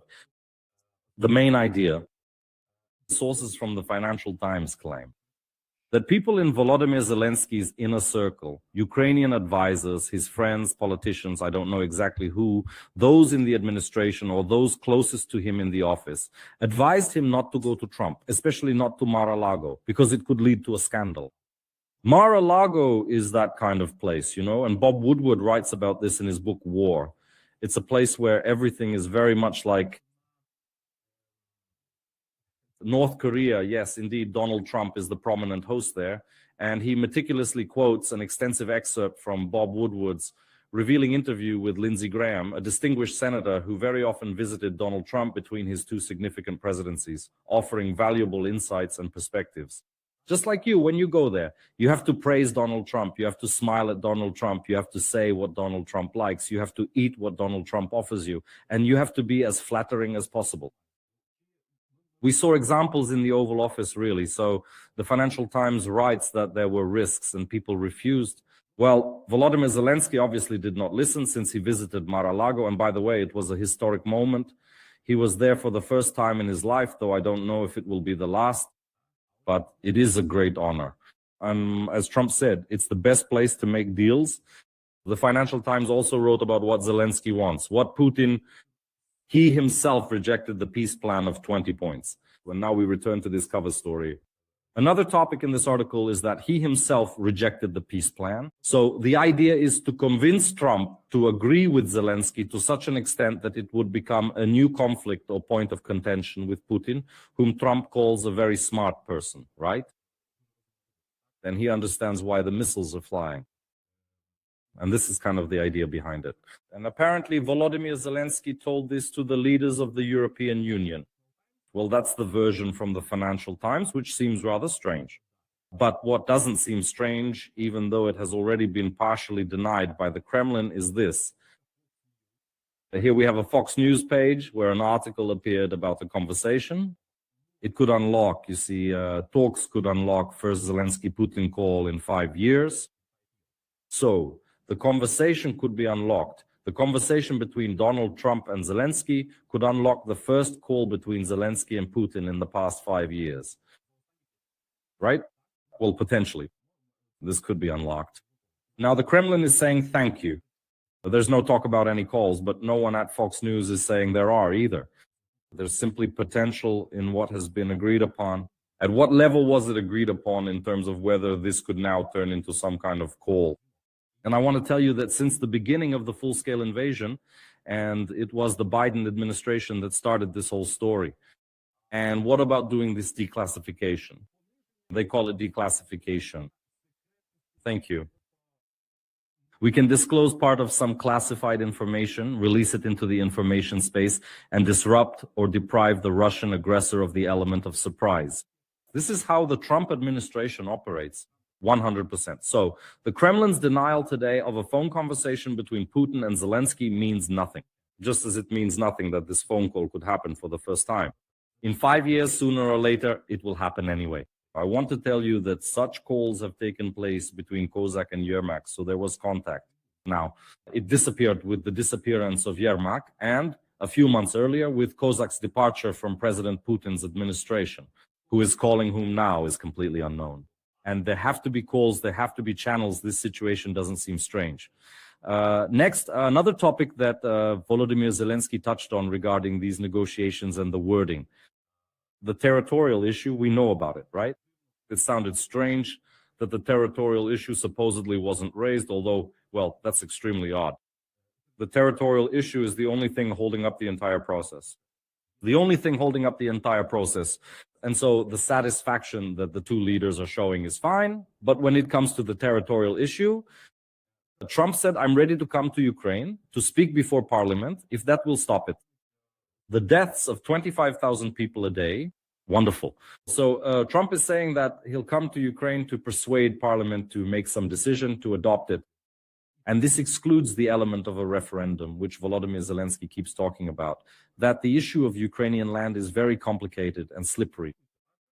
The issue of Ukrainian land needs to be resolved at a referendum, and to organize a referendum, you need at least 60 days. There's a whole unclear structure there. Trump just wipes it away. It's just like, he takes a rag and wipes the chalk off the board and says, I'll come to parliament. The parliament will be enough. And oh God, Zelensky says either the parliament, but he doesn't really emphasize the referendum or the parliament. Well, now we understand that there will most likely be no referendums, especially during martial law, especially after Podolyak's ideas to, as he says, strip all draft dodgers of their right to vote and to actually put all this into action. Well, can you imagine these referendums? And can you imagine how many are we talking about? 2 million, 3 million, all these so-called draft dodgers. How many votes is that? These are ideas that right now are just probing the waters. This isn't necessary. Not for Donald from Trump. He's talking about something else. He's talking about coming to the Ukrainian parliament, and that would actually be a spectacular story. Donald Trump in the Ukrainian parliament. That would be a spectacular story that could happen. That's if it actually comes to the territorial issue as Honcharенko predicts in the spring. And regarding martial law, the thing is, according to Volodymyr Zelensky's version, signing a peace agreement will not lead to the lifting of martial law or the opening of borders for Ukrainian men. Here is his brief recent statement from today. Will martial law end in the event of a truce? And accordingly, will the borders be opened in this case for men of conscription age? That's why, first and foremost, we all want the war to end, and only then will martial law be lifted. And only in this way. But the end of martial law will come at the moment when security guarantees appear in Ukraine. Without guarantees, all essential security guarantees.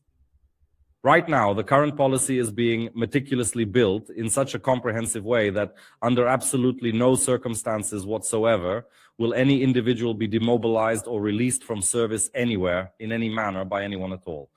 Security guarantees that need to be passed through Congress. And here it turns out all of Ukrainian democracy depends solely on the abilities of one person, Donald Trump. In terms of truly convincing the United States Congress that this absolutely needs to be done, it's rather strange, and this is actually the official position of the Russian Federation, a significant global power. There will only be peace under one condition, and this condition is the main one. You can freely travel to Mar-a-Lago or Brussels as much as you truly desire right now. But here's precisely what deeply worries the Russians at this very moment. Ukrainians, Europeans. A temporary ceasefire under the pretext of preparing for a referendum or any other pretext only leads to prolonging the conflict. and it will inevitably result in renewed fighting. To stop them for good, first and foremost, the following is needed. Of course, from Kyiv, a bold and appropriate political decision is needed, in line with the work being carried out through the Russian-American channel. This decision concerning Donbass and taking into account the situation on the front lines would make sense for the Ukrainian regime to adopt without delay. Donald Trump consistently emphasized that it was truly necessary to end the war as soon as possible. He spoke about the impressive prospects for economic cooperation between the US and Russia that were opening up at the time. And from Ukraine, he admitted that That's regarding the economic aspect. Yes, Ushakov touched on that. But as for the territorial issue and Donbass, well, obviously there is currently no solution, agreement, or common ground regarding Donbass. And whether there ever will be is unknown. There are many factors on which this cannot depend. Today, Putin held a meeting with the security forces, including the Ministry of Defense and Gerasimov. And Putin ordered, I don't know what they call it over there, to continue the offensive, particularly towards the city of Zaporizhia. That's the story. Well, not exactly a New Year's story.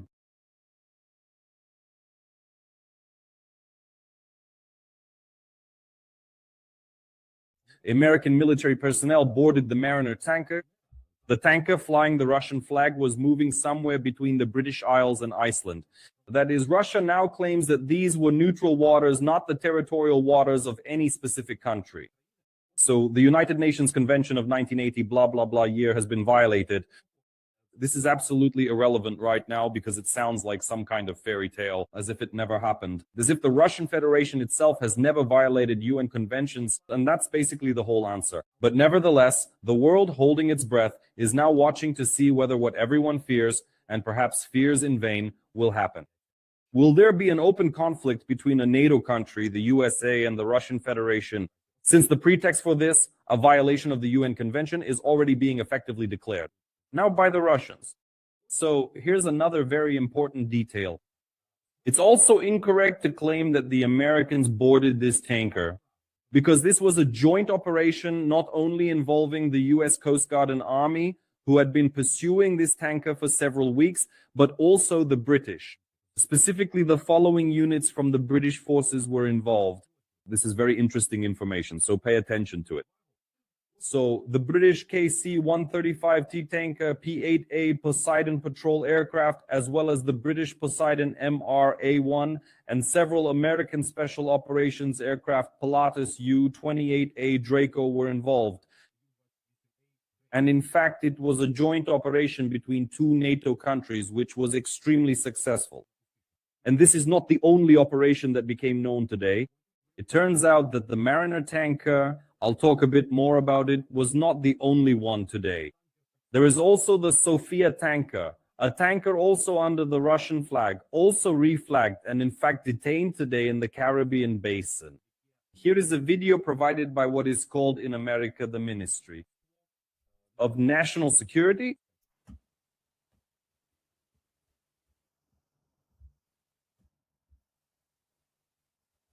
Here you will also observe an operational video which is quite similar in its fundamental nature. This is comparable to the video that specifically concerned the Mariner tanker. Here, for your viewing, is the actual video.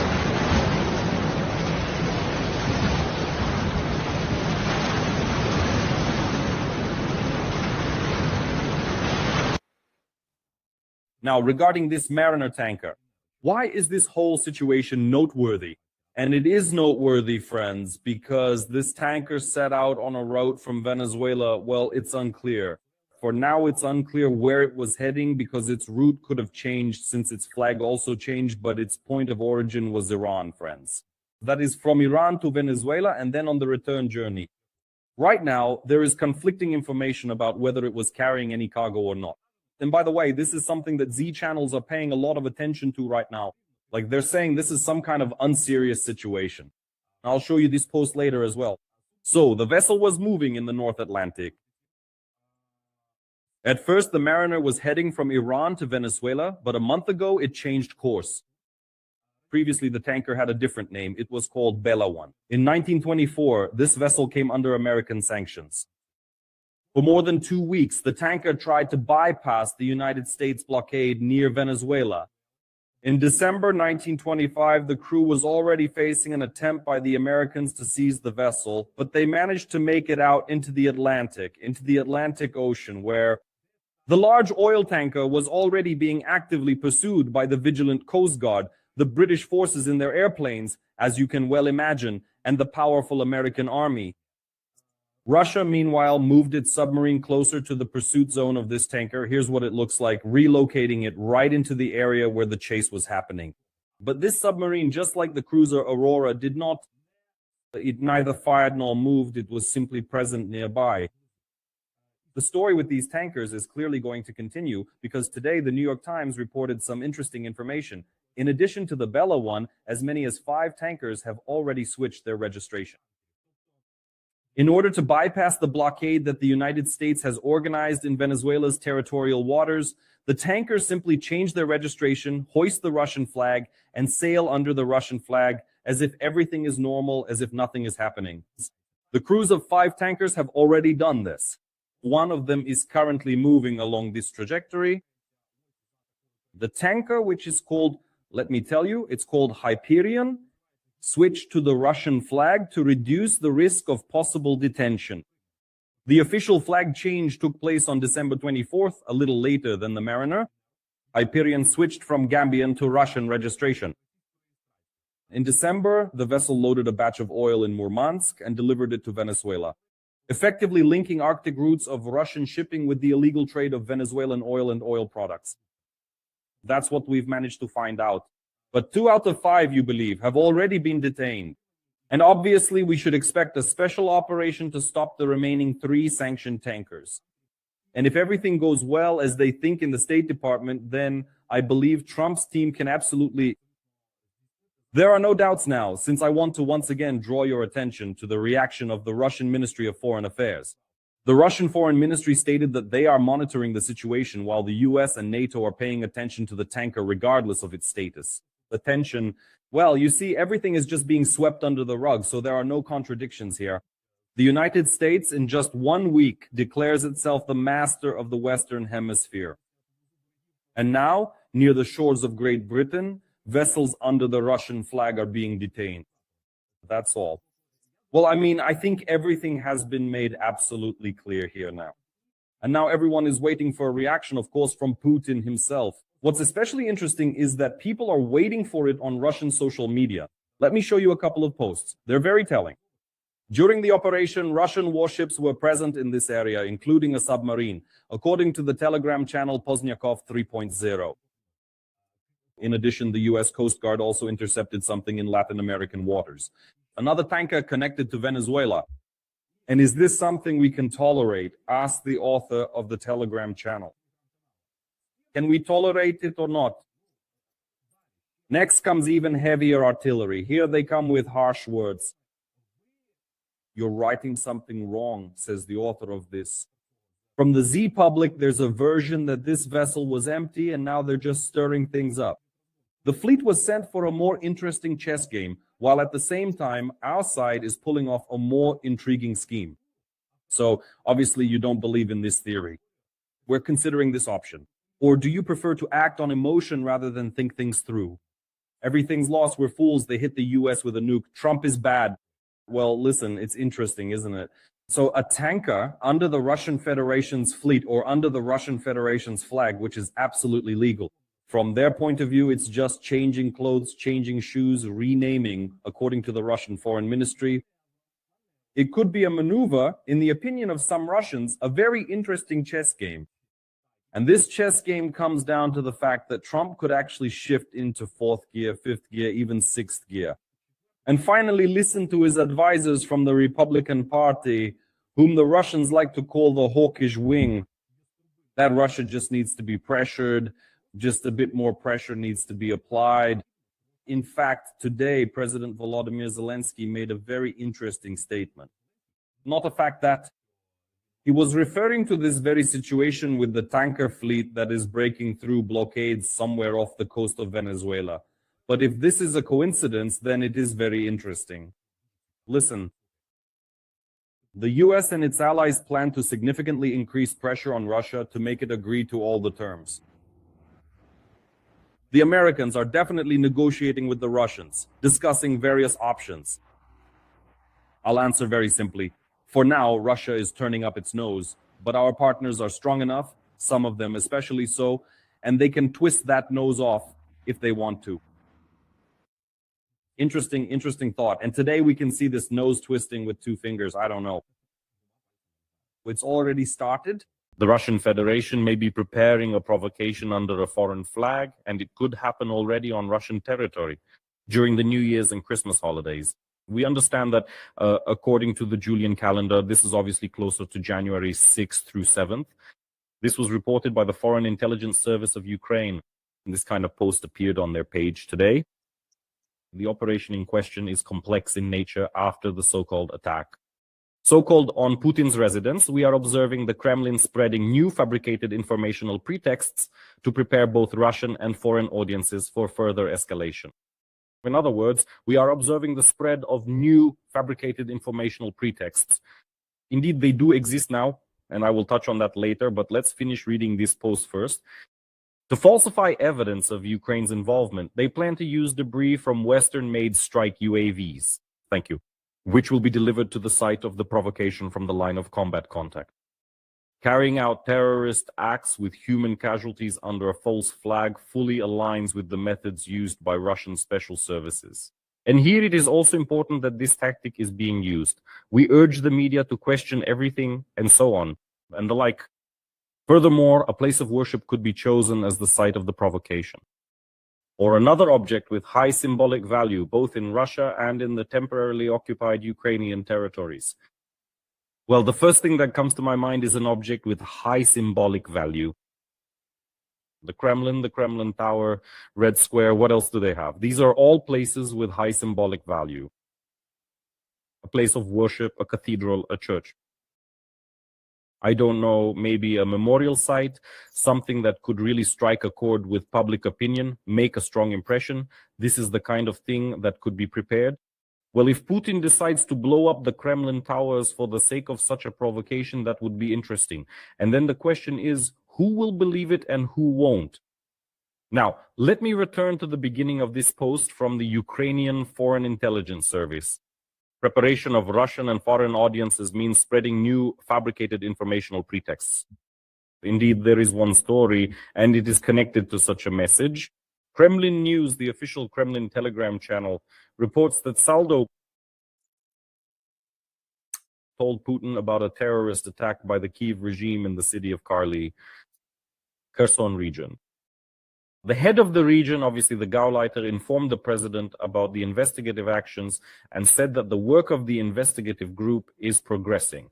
On the night of January 1st, allegedly, the armed forces of Ukraine struck a cafe and a hotel in Karlik with drones, where civilians were celebrating the new year. According to preliminary data, 24 people were killed, including children among the injured. Well, obviously. Here is one of the victims. The former head of the Russian Ministry of Internal Affairs Department in Kalanchak, Serhiy Bohan, was killed during the shelling by the armed forces of Ukraine in Karlik. In other words, the shelling, local public pages report that the shelling likely did happen. But as for the claim that it was carried out by Ukraine, the General Staff of the Armed Forces of Ukraine not only did not confirm this information, they outright deny it, saying it did not happen. If someone did attack there, it definitely wasn't Ukraine. Here are some more photos of this establishment where, according to Saldo, the collaborator and Gauleiter, children and civilians were supposedly celebrating. In reality, we can see that it's actually the Russian Telegram trash channels that are spreading this information. It's not about civilians at all, but actually about participants in this occupation regime. Those people who maintain Putin's occupation authority on the ground, they're claiming that this is almost like Katyn. Now they're making a big deal out of it. Medvedev in particular came out with a post saying that there needs to be retribution. As always, it's the same kind of story. Let me find it. Dmitry. Medvedev compared what happened to the burning of Katyn. Exactly like that. He promised inevitable and swift recognition by the Nazis in Belarus during World War II. And the Russian-appointed governor of the Kherson region, Salda, accused European intelligence agencies of coordinating the strike. Nothing ever happens without the Anglo-Saxons, you know that. These statements coincide with Russia's recent claim about an attack by Ukrainian drones on Putin's residence. Ukraine denies this, and there is even information from American intelligence that completely refutes this story. By the way, speaking of American intelligence data, so we don't stray too far from the topic, here's an important point. We published an interesting article which, citing its sources in the White House, says that if Ukrainian drones did fly over the territory of the Novgorod region, they were definitely not heading for Putin's residence. The target was something else. Yes, Ukraine denies it entirely, while your publication says that maybe something did fly, but it was clearly not headed there. But overall, the picture is that this is a complete denial. The Americans and Trump didn't buy it. Now they're trying to feed this story to Trump. And just to make it a finishing shot, let's add this too. We'll tell you about a terrorist attack that Ukraine is allegedly preparing somewhere at a landmark building or site in Russia. A bit more about the New Year's incident. Look, these are materials with decrypted data. That was an attempt too, and a good one at that. The routing of the Ukrainian UAV, which was shot down by Russian air defense systems on the night of December 29th, over the Novgorod region during the terrorist attack on the residence of the President of Russia, was handed over to a representative of the military attaché's office at the US Embassy in Moscow. And what exactly was handed over? They handed over something that in principle isn't anything extraordinary. You can find it at any radio market, even in the Russian Federation. In a certain way, it's the same thing. What is it?